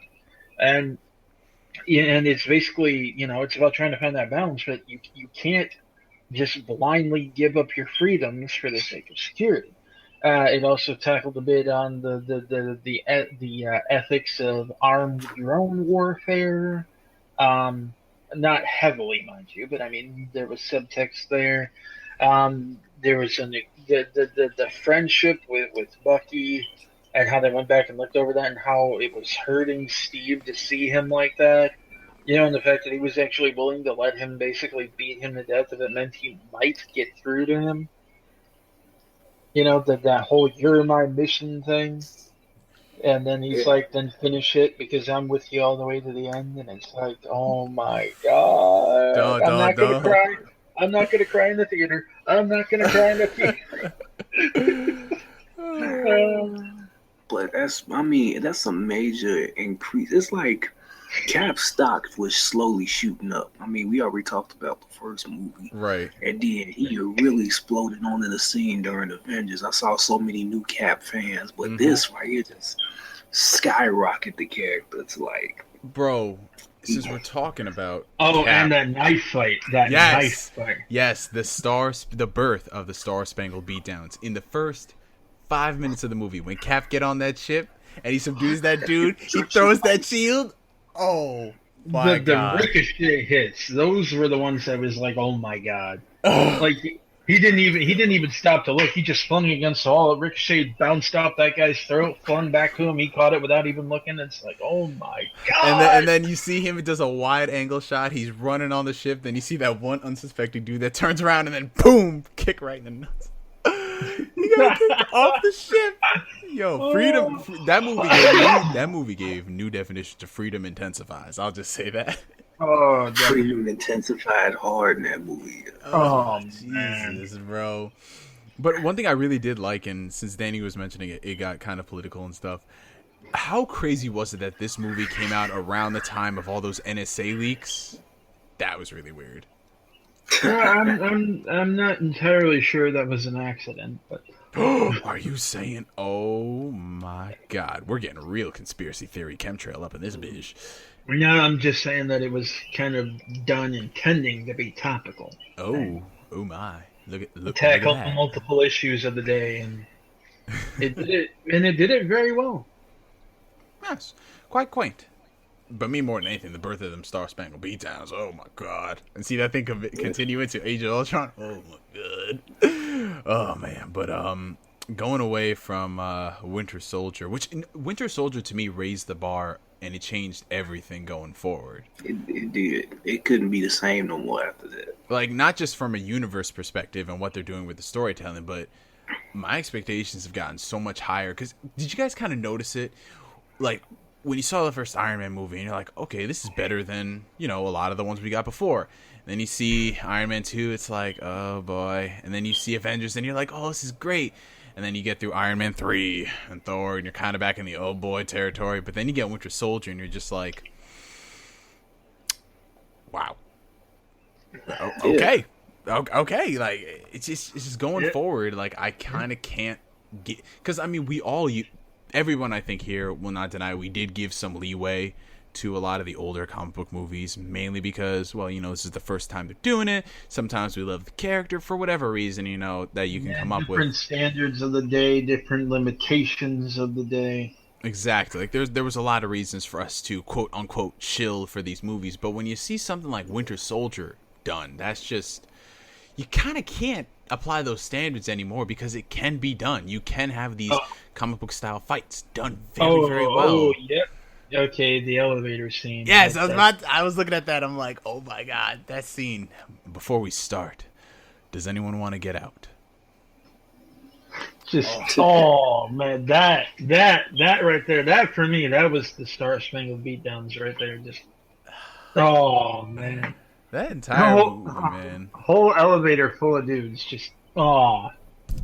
And then he just busts right out that window. And, yep. Oh, my dude, God. we gonna and have then to... he busts out that window, he gets on that motorcycle, takes out a helicarrier. He takes out a freaking helicarrier solo. They're not a helicarrier. It was the what are they called? Osprey. I'm sorry. Something like. It was a giant mobile. The Osprey is like how do I put this? It's like a mix between a helicopter and the jet, and this was like a super advanced version of that. I forget what they're called in the movies, but taking down that plane. Oh my god, that was just. Now before we continue gushing about this movie, because we probably are gonna have a group rewatch. We could do an entire podcast about this movie. The greatness of Winter Soldier, but for the sake of time, because I believe we're coming up on the hour mark. Let's see. Mm-hmm. Yeah, we've been doing this for a little over an hour 7 minutes. We are going to go into the next movie, which is Guardians of the Galaxy. Guardians. I think overall, as a whole, we were all kind of collectively worried about this one. But there were a lot of things that were kind of... Yeah, because this was kind of... Honestly, I still remain to this day, this is like the biggest risk that Marvel's ever taken. Oh, definitely. 100% the biggest. It's a team nobody has ever really heard of. Mm-hmm. Exactly. Yeah, you had a team that no one's ever heard of. No predisposition. No, to this day, I mean, people I know who read comics, like they understand who these characters are, but the majority of people don't know who the Guardians are. I mean, more people knew who the Nova Corps was than knew who the Guardians of the Galaxy was. So.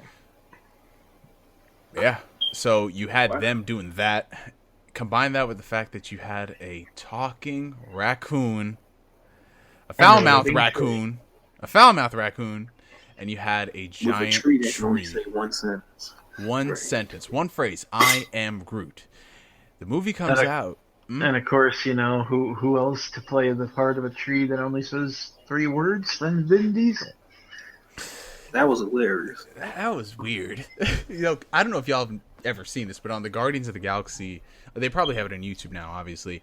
They had this featurette where they were like going over why they cast Vin Diesel and the entire process of him actually recording for Groot. It is the weirdest thing in the world. And fun fact, did he actually record that line several times? Did he just record it once? He recorded it several times, bro. Several times with different inflections, yep. And he is the voice of Groot in every language production of the film. He actually recorded the line in Spanish, Japanese, Chinese. Yep.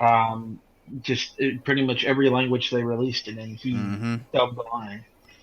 That was crazy. I mean, they put so much effort into just nailing the authenticity of I am and Groot exclusively in that order too. And I laughed when I read that because it's like, you guys are gassing this up. This is silly. And then that talking tree made me cry. Like, oh my god, James Gunn channeled a little bit of Iron Giant in there. Yo, no. Why'd you bring that up, man? Dude, why would you bring up Iron Giant? I think because similar outcomes. It didn't Vin Diesel voice him too?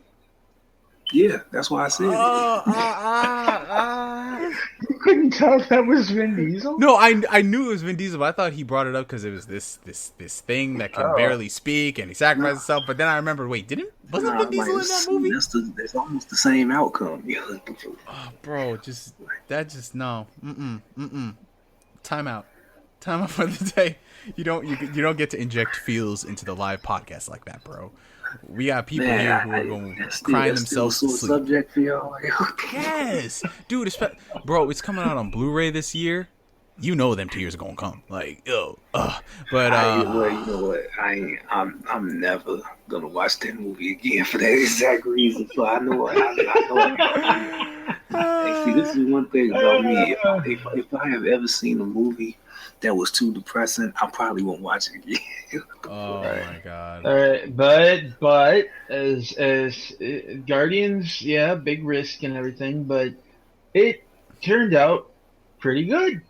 Yeah. And I mean, that's not to say it was perfect, though. Far from it. I can't tell really whether it was a writing issue or an acting issue, but some of the jokes that the characters would tell and some of the lines they would deliver, they could be kind of hit or miss. They were usually hits, but there were a few times where things would just get a little overplayed or underdelivered,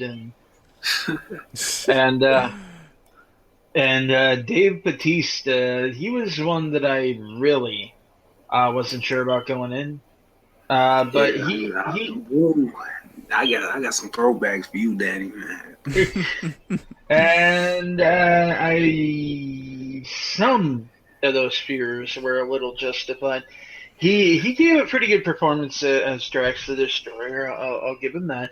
But when he needed to be like comedic or you know, kind of somewhat, you know, play off of the others, he did a great job.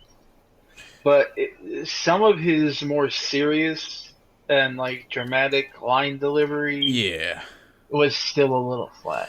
That's the biggest thing, I think, more than anything. I mean, like, it works. I chalk that up mostly to a lack of experience, probably, but yeah. But he getting up there, man. He getting up there. Batista's getting better in every movie. In every movie, it's like you look chronologically, he's getting better. Yeah.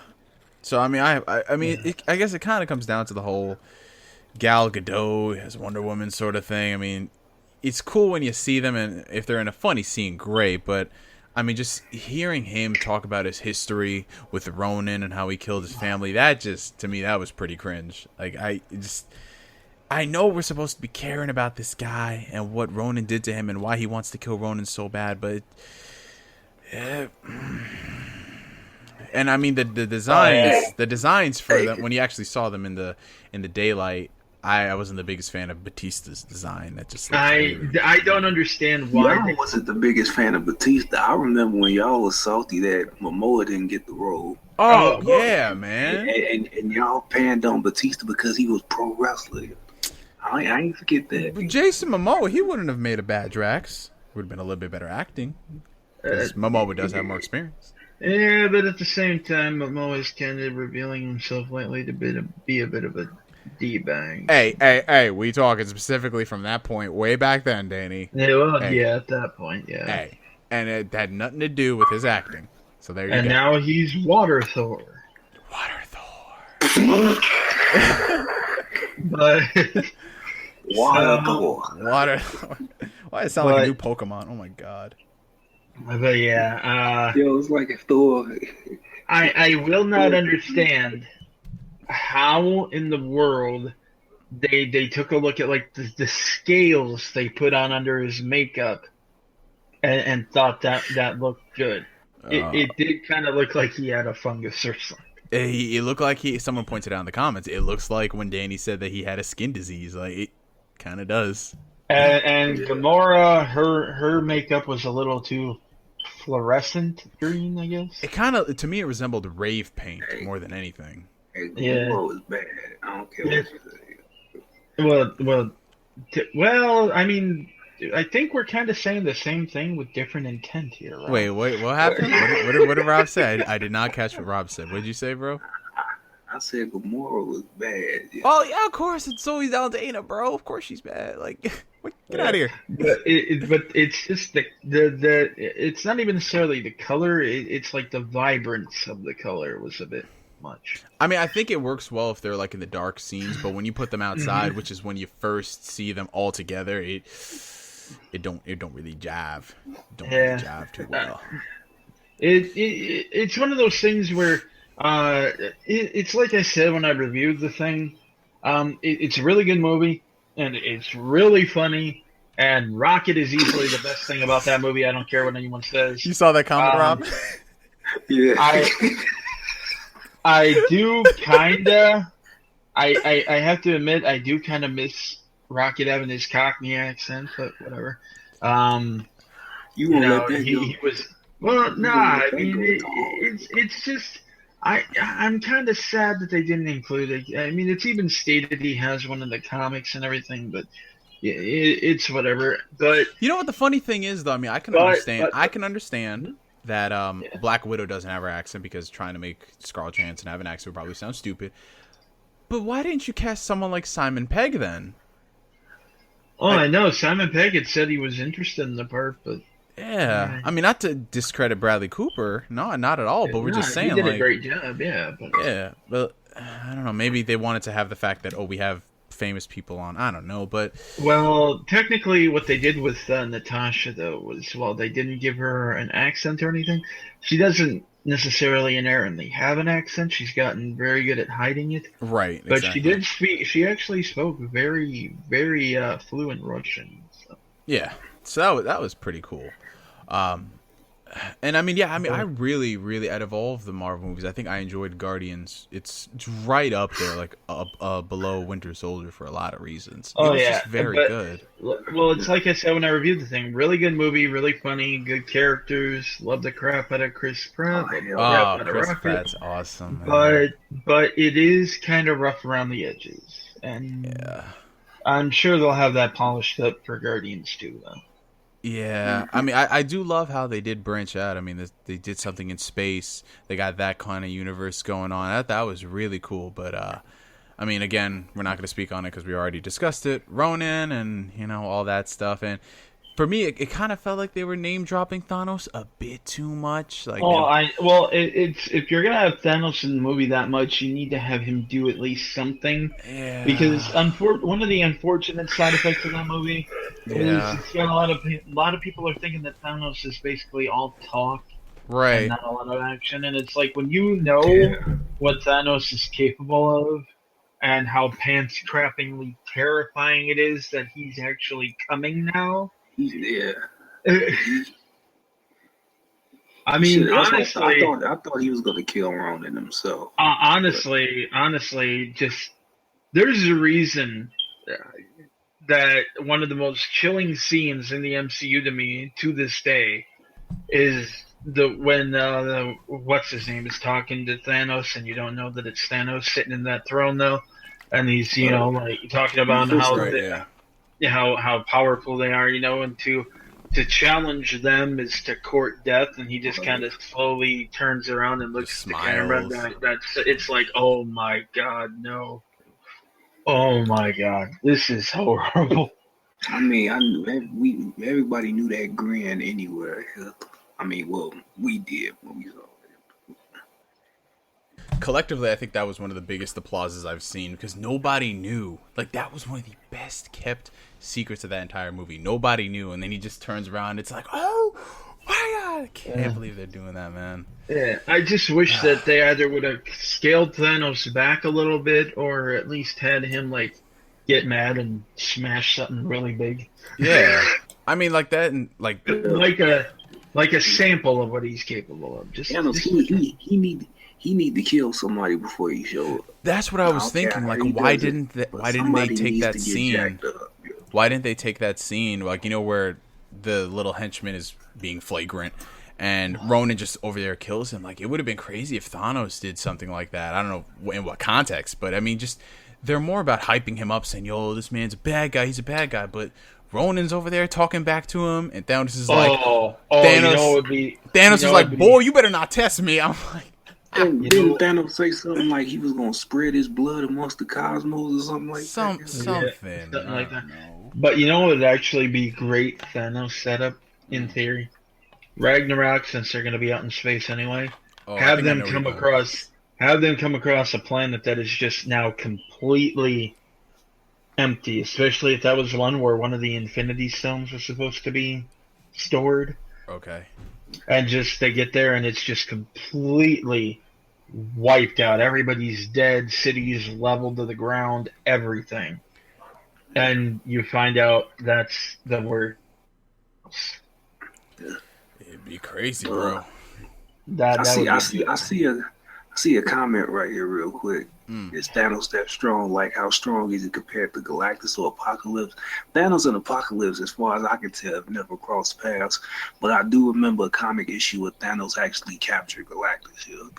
Thanos is he is more or less, for all intents and purposes, the dark side of Marvel. I mean, he is. Oh, someone literally just said that in the comments. Yeah, he has godlike strength. We're talking about a guy who has literally eradicated all life in countless star systems. Oh yeah, he has an infamous event called the Finger Snap of Doom. Oh yeah, when he first gets the Infinity Gauntlet, and I really want to see this in the movie. He just he looks up, he snaps his fingers, and 1/4 of the stars in the sky are just gone. 1/4 of life in the galaxy, 1/4 of the galaxy period, gone. All life. I think that'd be a perfect setup going forward. Because they got to do something. I mean, well, I wouldn't say that. Okay, in fairness, Thanos design-wise does look similar to Darkseid. I'll give you that, and he, does have some of the same basic powers. Super strength, yada yada, longevity, but to call him a complete copy of Darkseid's kind of disingenuous. No, Darkseid did come first, though.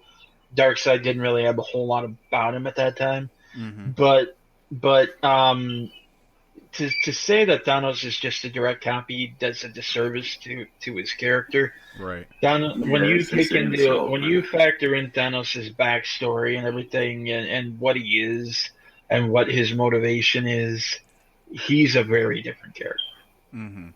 Extreme. Yeah.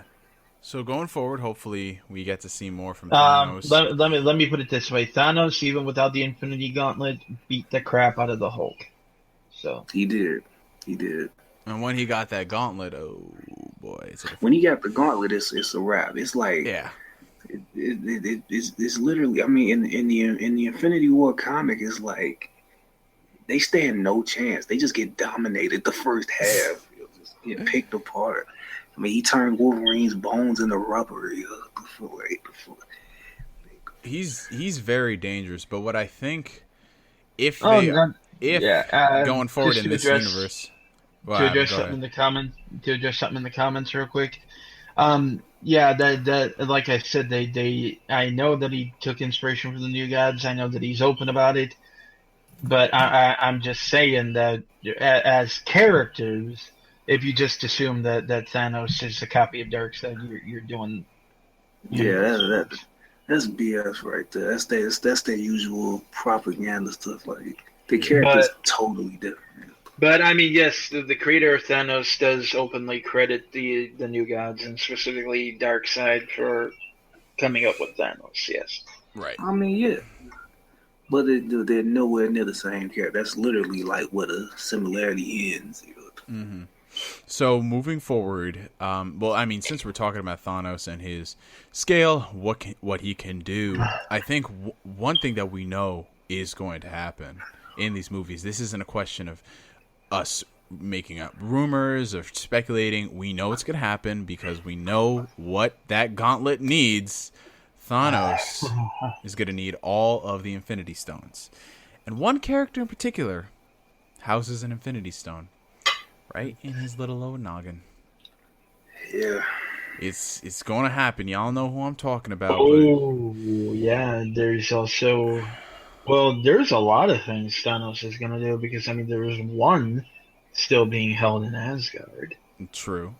There's one that was being held by the Collector. I'm not sure if he still has... I think because he had one at the end of Thor. Wait, no, maybe...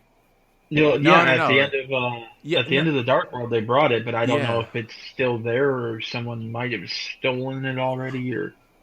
But I mean, he's the last one known to have it, so he's probably going to get a visit.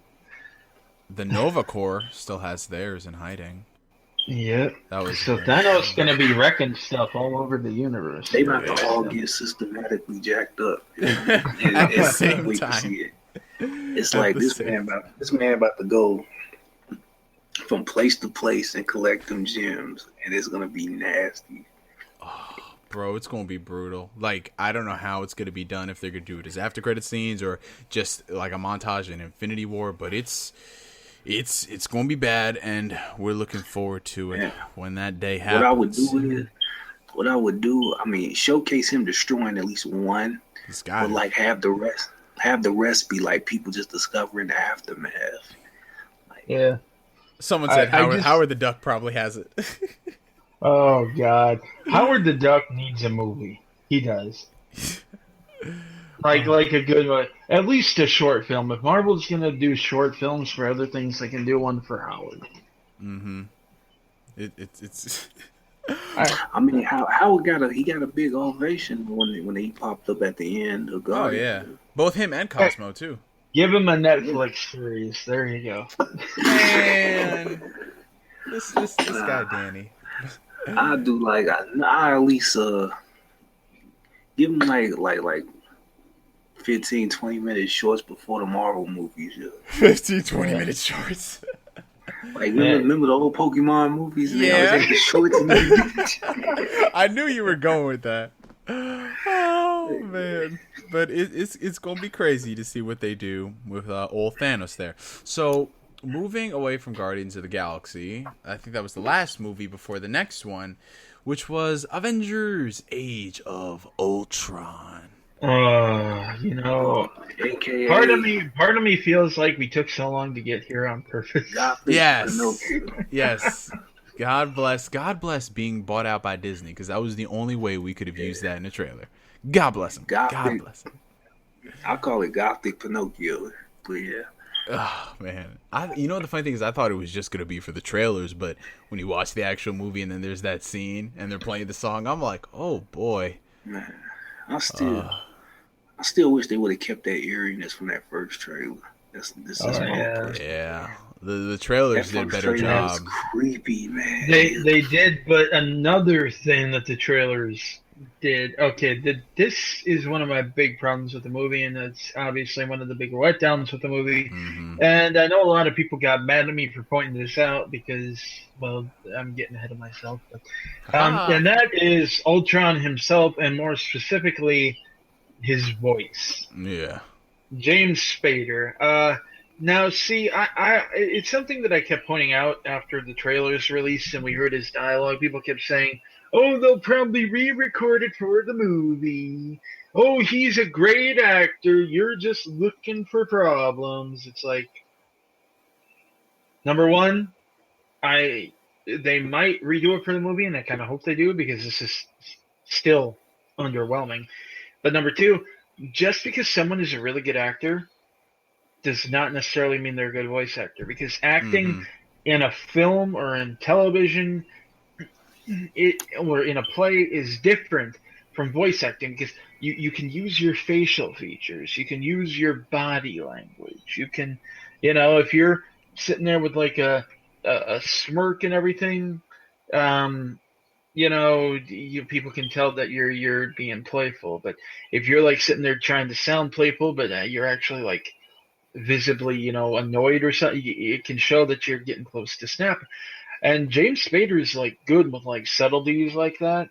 It's just that it doesn't come through in his voice very well. You can tell he really wants to use his body language, and it showed in the way they tried to motion capture everything.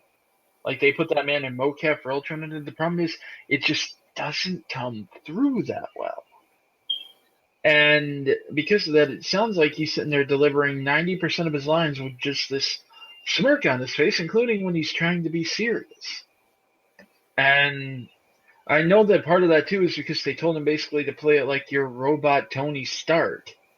But that is another problem with the characterization, which Ultron basically was one of the biggest problems in this movie. He was underwhelming.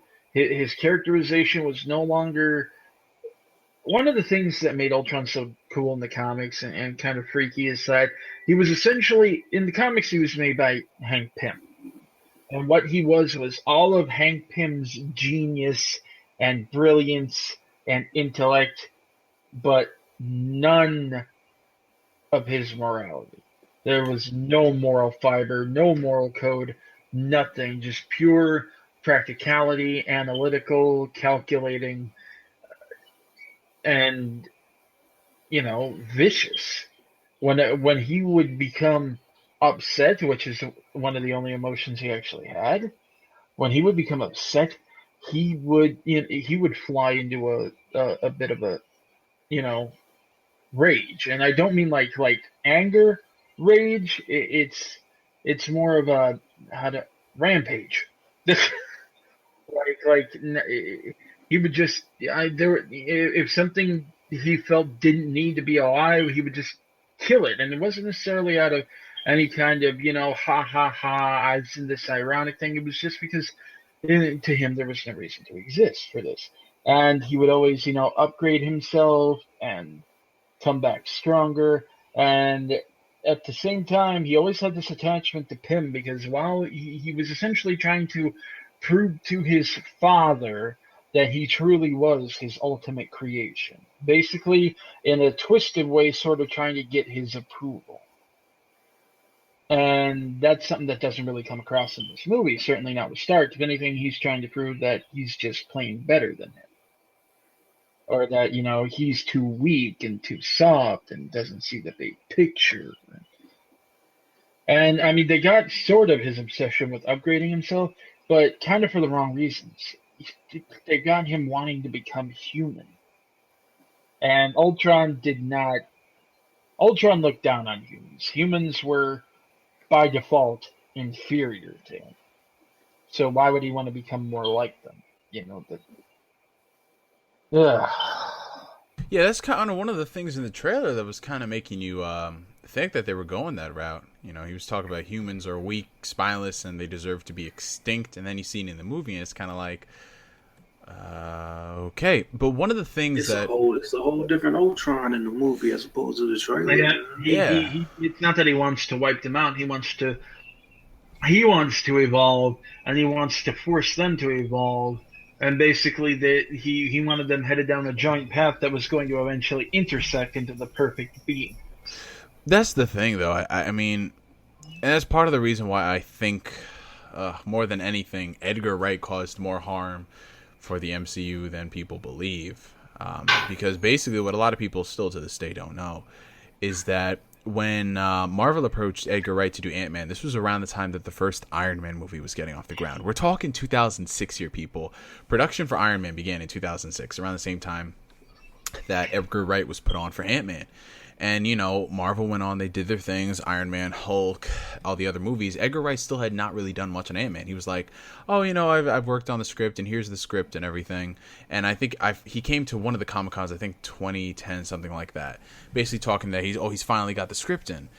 But literally, it would have been one thing if they were just prolonging the movie in development hell. That's one thing. But literally, Edgar Wright made mandates that only he and he alone could use anything related to the Ant-Man license. We're talking about characters. We're talking about Hank Pym. We're talking about Scott Lang. We're talking about anything that would revolve in those characters' universes, because he wanted it to be done his way, his interpretation of the characters. That meant that nobody else could use them in any movies, which is why we kind of got Ultron in Age of Ultron instead of Ultron as he would have been. They actually tried to ask for permission to use Pym in Avengers. Yeah. And he said no. He just flat out said no. Because he didn't want to have to go off of anyone else's vision. It had to be his vision. And it still boggles me to this day that people defend that. Like, people defended his temper tantrum too when he just walked right out. Yeah, he literally walked right out at the last minute. Too. Well, I mean, it was over something so stupid too. They asked him, now that we know that all this has happened, and your script was written all the way back then before any of this happened, this, and this can't happen because it affects continuity. we need you to change this. And because of that, he determined they weren't respecting his vision. Yep. And just stomped right out. And that's the way, like, basically for what they had to work with, which is, this is a perfect, well, we're not going to, but it's a perfect way to start our Ant-Man discussion. What they had to work with, like, they had less than a year. We're all the way on to Ant-Man yet? No. I'm not saying we're, like, going into there, but we're teasing it, man. It's like, because we haven't ripped apart Age of Ultron. No, we haven't, man. But yeah, it's a good segue into our Ant-Man discussion. We're talking about how they were able to salvage that thing in, like, less than a year's time. It's insane. But back onto Age of Ultron, when you strip away Ultron's character, I mean, there was some good in the movie, and I like how it was kind of seeding, and it kind of happened in the other movies too. It was kind of seeding this unrest within the group, that maybe there's a different way to go about certain things. Maybe we are all chalked up, like, because basically after the end of Avengers, you know, Tony Stark sees that there's more to the world than what he knows, and he's worried about this impending threat, so he's going to go out and make these things that can protect us, things that we could not do. And it kind of sets up Civil War in a really interesting way. But it's also kind of funny at the same time. Somebody brought this up on Twitter. They were just like, they took that quote from Scarlet Witch saying Tony Stark doesn't know the difference between, like, destruction and something, and I was just like, how are people Team Iron Man? He doesn't know the difference between saving the world and destroying it. There we go. Yeah, perfect. Thank you for that. So it's like, oh man, it's a great parallel to why are people Team Iron Man. But one of, I think, the biggest problems when you strip away Ultron's being an undermining villain, I'm thinking of the Underminer from Incredibles. Wow. The Underminer. That better be the villain. He probably would have been a better villain than Ultron. Shots fired all around. When you strip away Age of Ultron, you know, let's just play. We'll do the back and forth game. We'll talk about some of the things we did like. I think we're all in agreement here. One of the best parts, it was kind of unexpected, nobody saw this coming, was Hawkeye in that movie, man. I agree. I think Hawkeye stole the show in that movie. Yeah. And his family, oh my God, they were adorable. That was the best surprise. Because literally nothing led you to believe that they were going to do anything with Hawkeye. You thought it was going to be focused on Ultron and this, but I think what I loved more than anything about Hawkeye was his role in the film. I mean, because they kind of poked fun at the fact that, hey, he's only a human. You know, he can't do the things that Thor can, that Iron Man can. He's not as strong as Captain America. But he still showed that he mattered. And he told that, like, his interactions with Scarlet Witch and Quicksilver, I think that's one of the best scenes. And one of the things that makes him so heroic, though, is he doesn't have any skills other than, you know, just being extremely good at archery, being a great shot. You know, he has great reflexes and everything, but he's still a person. But he still goes out there and fights alongside these guys anyways, just because he can do even a little bit to help. Mm-hmm. It was great. And he got taken, well, not taken out, but he got compromised in the first Avengers movie as soon as it started, so they kind of had to make it up to him. Oh, yeah. Man. Yeah, I don't do the mind control thing. Tried that once. Never again. Right. That was pretty cool. But, I mean, I just loved everything about Hawkeye in that movie was top tier. I love what they did with him. And, of course, Cap, the continuation of the Star Spangled. I don't care anyone. Cap had the best scenes in that movie. Oh, Cap squared up with Ultron. And he was over here fighting Ultron on a moving truck. Yo, he kicked that shield into his chest. That was crazy, man. Yo, Cap, he was putting in so much work. He was washing. Oh, my God. Like, I'm not saying they did reshoots, but if they saw that reception for Winter Soldier, they're like, yo, put that man Captain America front and center. Give Cap the chance to throw hands at somebody. Yo, for real, bro. But man, can we just go back to Hawkeye's family, though? Yes, of course we can. Go, gush over them. They're just so freaking adorable, and his wife she's a very pretty lady, and and you know they got a baby on the way, and Natasha's pissed that it's not a girl. But I mean, it was one of the most adorable and heartwarming parts of the movie, and yet apparently it's also the reason that a lot of people turned on the movie. What? Because they. Oh God. Oh my God. I can't believe I'm going to say this live.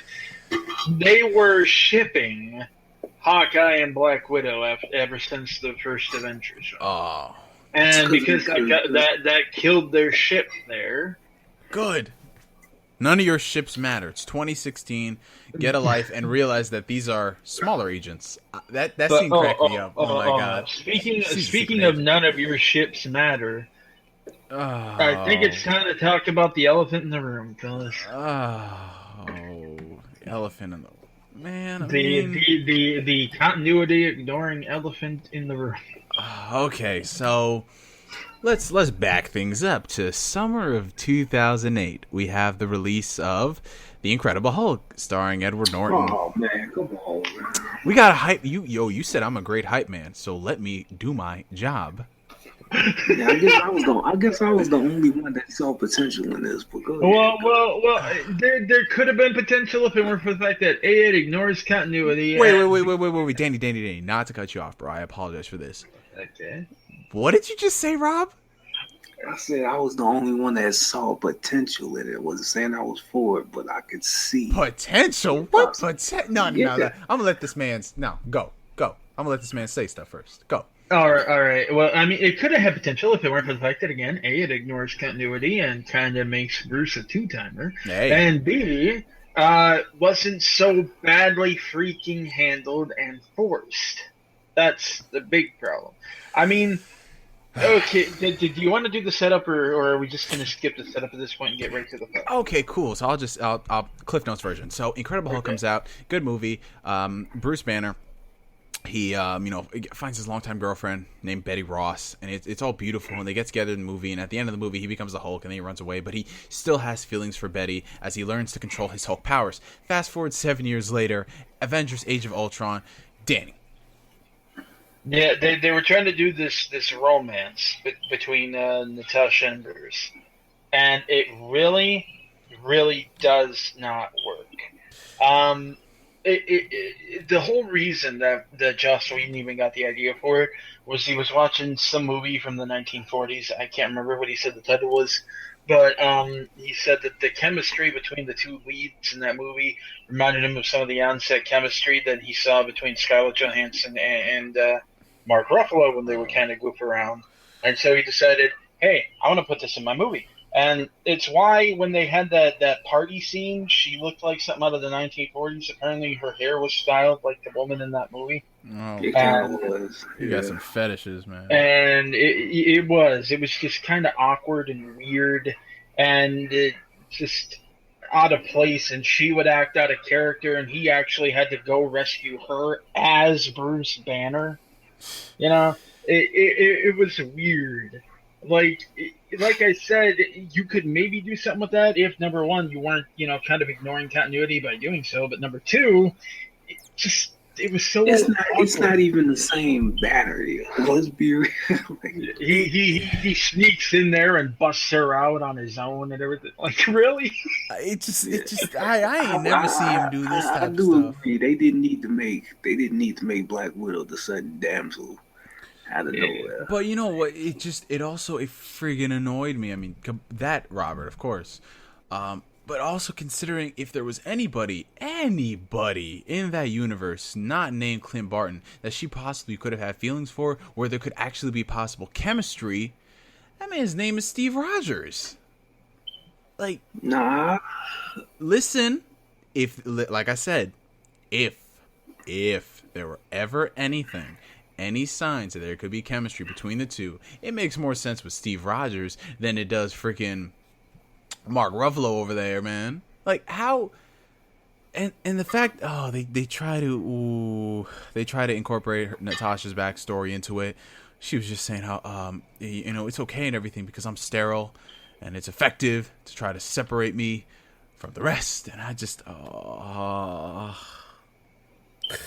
that was the most cringe part of the movie. Like, I to this day am not gonna let that go. Not gonna let that go because it'd be one thing if they retconned Incredible Hulk. It'd be one thing. But fucking Thunderbolt Ross is in the next movie next year. Like, how so? Yo, I just had this fling, and I was gonna run away with this chick, but not really. And it just, they did a real disservice, man. You got your setup for Red She-Hulk then. Well, there you go, bro. Like, we creating plot points out the wazoo. There you go, Joss Whedon. Go ahead, do your thing. Betty's gonna be so inconceivably angry. She's gonna become the Red She-Hulk. It really pained me. I mean, Josh Whedon's idea of continuity is the scene where Natasha went to go retrieve Bruce Banner, and that one dialogue they had in the Battle of New York, and then that's it. We could use worse. That's it. Like, I just saw all the sparks flying in that scene. But overall, Age of Ultron, to me, I really enjoyed it when I first came out of the theater. I thought it was top tier. And to this day, I still really enjoy it. Like I said, there are good parts about the movie. I love the Star Spangled Beatdown. I love how it's seeding the story for Civil War. And just all of those things. Of course, introducing two of my favorite characters, Scarlet Witch, and one character who, unfortunately, he couldn't reprise his role in Civil War and any other movies going forward. Oh, that ain't right, man.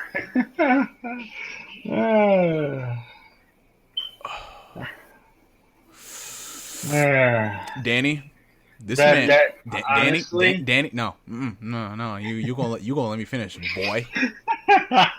You gonna let me finish, Danny. Yeah. You said you loved Hawkeye's family, right? I do love Hawkeye's family. They're all so cute, and then you love the fact that Hawkeye, got his Yes, I know. And how would I feel if they got shot up and then everyone made fun of it? I know. Yes. So, but don't make honestly, that joke. Is actually the only reason I make those jokes is because it annoys me that Whedon introduced him and then killed him off in the same movie, which I guaranteed he would not be stupid enough to do, and he was. He very much was. What annoyed me is that they kept talking about how they chose to kill off Quicksilver just because of the popularity of the other one in the X-Men. Clearly, they made that decision last minute. But no, Quicksilver was a hero. He died for our sins. He protected one of the Avengers, and he shall live on. Optimus Prime died for our sins. As did Goku. I mean, there's too many people dying. Well, Goku did save the world. Why do you think we're alive after the Mayan? All y'all stop sinning right now. You're killing people. But Quicksilver, he will have a monument erected to him somewhere at Avengers HQ in a future movie. I will make that happen. He'll be back. Dun, dun, dun. Oh yeah! If they do that, I'm about to be looking like Plankton. We gotta talk about that when we get to Civil War and stuff. Yes. Okay. So Avengers: Age of Ultron dissected. Moving right. Actually, no, not dissected yet. I want to talk about that weak ass after credits scene. Yo, what sense is there to have an after credits? It was the scene where Thanos went and retrieved the glove. Yeah, let's just say let me know he about to put in work. Yo. He's just like, you know what? Fine, I'll do it myself. But I'm like, really? Yeah, but again, that's got like no meaning for anyone who doesn't know what Thanos is capable of. And they have yet to show what he's capable of. Exactly. So I'm just sitting here. Everyone in my theater was just like, "That's it? Really? That's it?" I'm like, "Yep." Oh man. Let's just say there's a reason that there's a new showrunner in town. Yeah, after Avengers: Age of Ultron, Joss Whedon has officially exited the Marvel Cinematic Universe. Collective clap. Thanos got to put hands on somebody soon. He better. Even if it's one person. It better be an after-credit scene in Civil War. He need to just show up in Civil War and kill like one person. And just go away. Yeah. Well, honestly, he pull a Goku instant transmission. Like, bye-bye. Here's what I actually see happening. If he has the space on, he could do that. Yeah, there you go. I actually do see in Infinity War, I see him killing a lot of people. In fact, I would not be surprised if most of the founding Avengers wind up dead, and we wind up with in part 2 sort of a formation of the new Avengers team. Yeah. But we'll touch on that. We'll touch on that when we get to Infinity War. We going to talk about the next film because we got to kind of speed it up. Yeah, we are going to be talking about Ant-Man, or as we called it during production, Ant-Man, because ain't nobody want to see this movie. To be fair, there was like no buzz about that movie, like at all. Did you just insert that word because he's an insect? Buzz. No. Yes, you did. Actually. You try to be funny. I know. No, I'm not. Oh my god. Gosh, Danny, I'm just playing for Christ's sake. Do not put what. Trust me, sir. When I make a bad pun, you will know it. It's usually followed by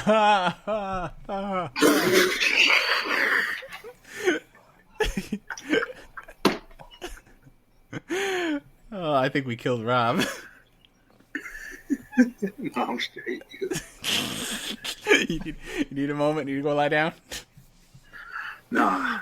This is gonna keep this. Man, we said we weren't gonna go through the whole MCU timeline. That's exactly what we just did. I know, bro. So we talk about Ant-Man for a bit. I think. All right. I'm be real for a sec. I think for what they had to work with in like a 15th month time span, I think it was okay. But when you take off those goggles, I thought this movie was pretty trash. And honestly, it was really middle of the road, like 5 out of 10. Yeah. But when you account for the production time and everything, I could bump it up to probably a 7, maybe. Yeah, to me, like you guys mentioned earlier, it seems so early, that 2000s, late 90s superhero movie, which, to be honest, with the script they were working with throughout all the rewrites, I wouldn't deny that at all. Edgar Wright royally screwed the Ant-Man character, its viability, but going forward, I mean, there is some hope. I mean, his sequel is coming out. Actually, that was a funny thing. They moved around some of their movies to incorporate Ant-Man because I don't think anyone knew it was going to be as big of a success as it was. I think it grossed north of $550 million, which is insane. Like I said, Ant-Man was a character that, if you thought Guardians were unknown, Ant-Man. And, I mean, people liked him. I thought the movie was okay, but like I said, Winter Soldier just raised the bar. You can't just give these movies the 7 out of 10 leeways. Production budget aside, I understand that, but you know. Question. If Ant-Man would have came out in Phase 1, would your opinion be different? Maybe, just because there's different standards back then. Yeah, I'd say if it was back then, I would have given it a little bit of leeway. I mean, because let's be honest, we gave some of the movies back then, like Iron Man 2 and Thor, they weren't much better. Let's be real. Phase 1 was a bit rough until Avengers came out. Yeah. Mm-hmm. Oh, of course. I don't think anyone's denying that. I think when people were hyping up Avengers, saying, yo, the MCU is great, I'm like, outside Iron Man and Hulk, it really weren't that many great. Well, Captain America was cool too, but it had to, honestly, the MCU just had to find itself. It had to just realize that, hey, listen, this is what we're going to do. We got to make we got to make comic book movies great again. And Ant-Man, like I said, if it hadn't been marred by the production problems, we probably would have gotten a great movie, but that's neither here nor there. We got to accept it. It was just okay at the end of the day. I don't really want to go into the specifics of things because I ain't trying to talk about Ant-Man, unless you guys want to. Unless you want to talk about the villain. There's nothing to talk about there. But we already talked about the greatness that was Michael Pena. The greatness that was Michael Pena, man. He was pretty awesome. The Falcon fight was cool. Michael Pena was great. Michael Pena and Michael Douglas. Reference. Yeah, he the GOAT. He the GOAT for that. Michael Pena and Michael Douglas were honestly the best things about that movie. But yes, and Anthony. Anthony was adorable. Anthony! May he rest in peace. See, man, don't bring that up. Yeah, oh, man. I'm still a bit salty, though. So Anthony can die, and there's a collective vigil held on the internet, but this man Quicksilver saves people, and you know what? Forget it. I'm going home. Hey. But honestly, The after credits were really interesting. Oh, it had 2 after credits. That was the best part. Did it? Yeah, it had. Well, I mean, I don't really. Well, they had the scene where it's revealed that I don't even remember her name for the life of me. She's gonna become the Wasp. I don't know if that was like towards the end, but I don't know if it was after Right. Yeah. And then you had the scene, which is basically the setup for Civil War, where Cap and Sam are talking, and you find out there's Bucky. And Bucky got caught. Yeah. Funny enough, I don't know if y'all knew this, but the Russo brothers actually directed that scene. The Russo brothers are they're actually the showrunners now. They run the entire right in the Civil War. Mm-hmm. They run in the entire MCU now, and it's looking to be a beautiful thing. I can't wait, man. Phase 3 just got me so hyped. I mean, it's just I can't think of anyone better to do it though, because I mean they're the ones who raised that bar in the first place. Mm-hmm. It's just things are definitely looking up. But yeah, those were the entire. Oh my god, I can't believe it. We've been going for like 2.5 hours. That was the entire MCU, you guys. I want to take this time right now to talk about the next movie, Civil War, and we'll do another podcast discussing upcoming films in the MCU since we got a bit of a break between Civil War and the next one being Doctor Strange this fall. But Civil War, I think, is something that definitely had to grow on a lot of us, because I remember, like, I'll just recount the experiences for y'all. There were rumors going around that the next Captain America movie would be Captain America Civil War. And to put it bluntly, if I can find the Twitter comments, I'll probably post them on the next episode. But I was pissed. I was seriously pissed. As a person who generally dislikes that story, to know tomorrow, I was so pissed off. And tie that around the fact that this is around the time that DC had announced their slate of movies going forward. They were doing the Justice League. They were doing all of these films. When I heard... Who's over there laughing? Yeah, never mind. Go on. Oh, God, stop it. Oh, great. So part of me was like, yo, they are seriously rushing this movie just to compete with DC. They are cowering in the face of DC movies that aren't even out. We went so long without... I'm not even going to mention the name. I'm not even going to mention the name. Just hindsight. Right? So, I thought that Marvel was giving in. I thought that they were giving in to the hype, right? They were giving in to the hype. But then I started to read up on the movie, which is something I do for a lot of films. And I started reading up on what the Russo brothers wanted to do. And I was still kind of hesitant about it because I'm like, this seems like something they could save for a cap-off film. There's so much. It's a universe-changing movie. And they're doing it at the beginning of the phase. And as a solo movie. So suffice to say, I was worried. But when I started reading up the Russo brother interviews, and one of the first ones that I think kind of gave me a bit of hope was when they were saying that we're doing the Civil War comic arc, but we're taking the best parts about it that worked, the best parts that didn't work. We're taking the concept of, is there really a need for supers? Can we let them go about their merry way without having some type of repercussions? Those are the things that I think were interesting points in the Civil War comic that just needed better execution. But for what I've seen so far in this movie, which granted they have not shown much, which is amazing, they seem to be going around that route because you have these characters. You have Tony Stark, you have Captain America, and what really, oh my God, I can't believe I'm going to say this, but where Marvel really, really, really does it right with buildup, as opposed to DC. Oh, no laugh? Why, Danny? No, I'm waiting for it. I'm waiting for it. Already, people in the comments are hashtagging Martha. Wow. I was waiting because they know how the Civil War is going to end. Yeah, somebody's mother in their name is Martha. I'm telling you, bro. But I was more waiting for Danny to laugh because it seems like DC is just a trigger warning for him, but apparently not. But what really makes this story arc work and why I think it's going to work better than the comic is, like I said, you have these differing viewpoints. You have Tony Stark and you have Steve Rogers. Differing sides, differing opinions, but they both want the same thing at the end of the day, and you both know where you're coming from, and that is why this movie is going to hurt. That is why this movie is really, tugging on people's heartstrings because you love these characters. You've grown with these characters for more than half a decade.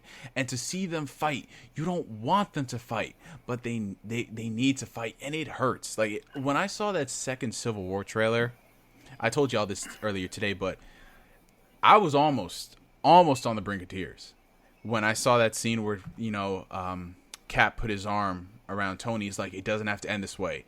And then Tony just smacked him off, and then Cap did the flip, and he's like, you just started a war. Like, that pains me on the inside. Like, as much as I hate where Tony Stark is coming from, I understand him, and it hurts me. The funny thing is that's not even actually how that scene goes down. That's just clever editing. But the way the trailer portrayed it. We figured that. I know, but it's like if just the editing can do that.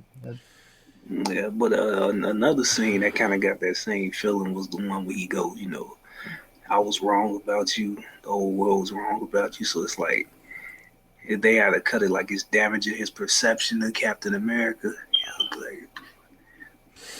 I think we're in for like I said, coming from me, I'm the dude who I still have the videos up where I was saying, Civil War, I don't know how I feel about this. The MCU, don't know. I have the video from last year. It's up on YouTube if y'all want to check it out. It's like, I don't know how I feel about the Civil War. I feel like they're rushing it because the way they're doing it right now, how is it a Civil War when they got 6.5 characters fighting? Like, it just made no sense to me. But from what I've seen from the Russo brothers, and they've been very open, very, very open about what they're doing.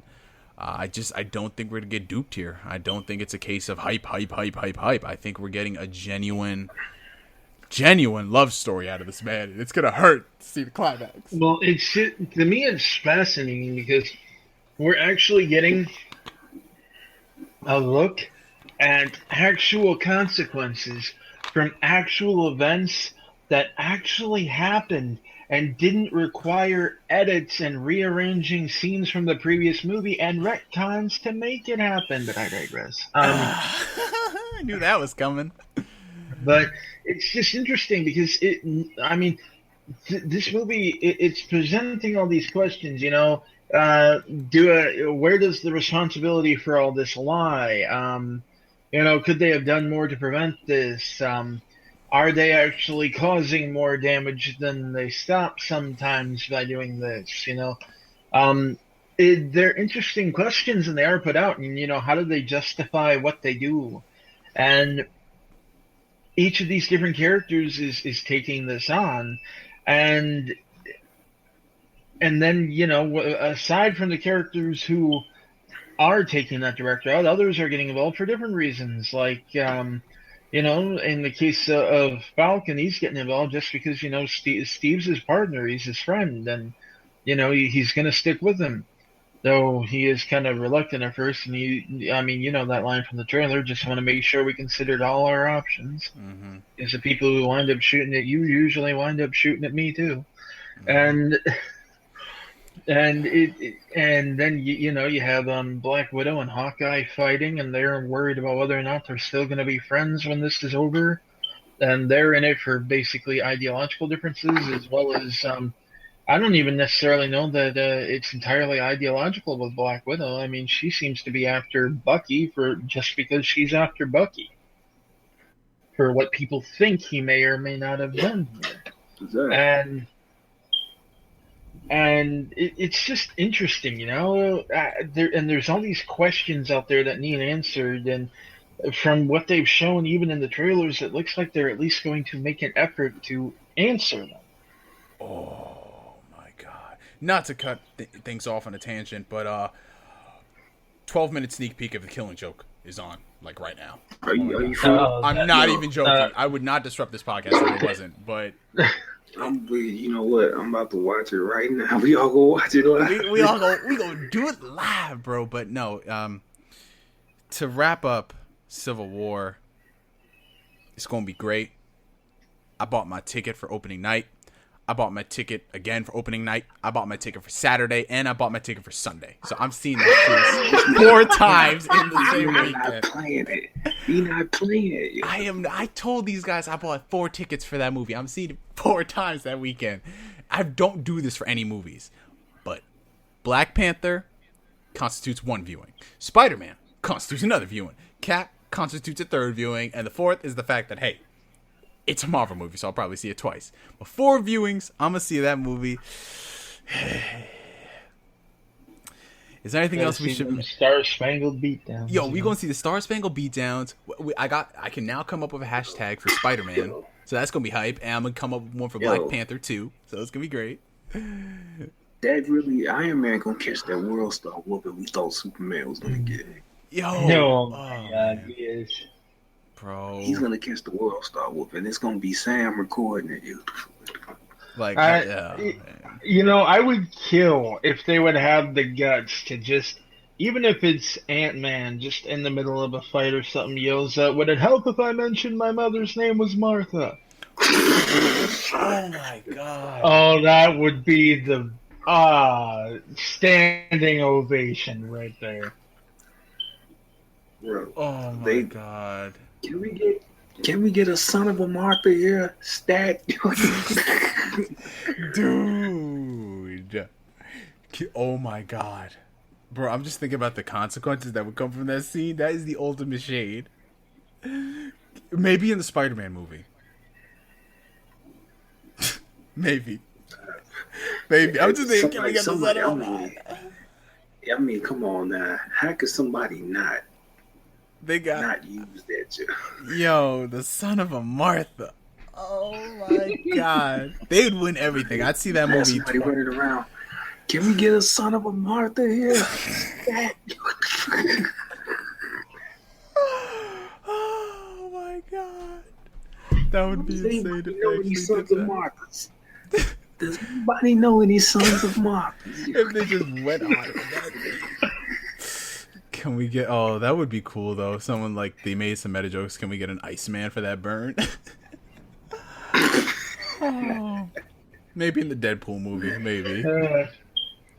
But that would be amazing. Somebody has to acknowledge this, though. Somebody has to. Deadpool's going to be the only one that would acknowledge excited, though. What's got me really excited, though, for Civil War is... the way they've been teasing Spider-Man and how they said they specifically screen tested him with both Robert Downey Jr. and Chris Evans and a few others. And they said that he's got, and I quote, "a very interesting role in this movie." Yeah. And I can't help but wonder what they mean by that, because it sounds like it's not just going to be a straight-up side picking then. Yeah. That's something what we were kind of worried about when they announced the licensing. I think we kind of knew that Spider-Man he's not gonna solidify his side. No. He's gonna bounce through both. He's gonna be the balancing in between this whole thing. It would be interesting if he's like trying to be kind of like a mediator or a peacemaker in this almost. Exactly. Which would make sense because, he's just a kid and he looks up to all these different heroes, they were his idols, and now he's got superpowers and he's pulled into this and he hates seeing them fight. It wouldn't shock me. It'd be crazy, man. I just well, you know what? We can speculate till the cows come home, but Civil War drops in about 2 months.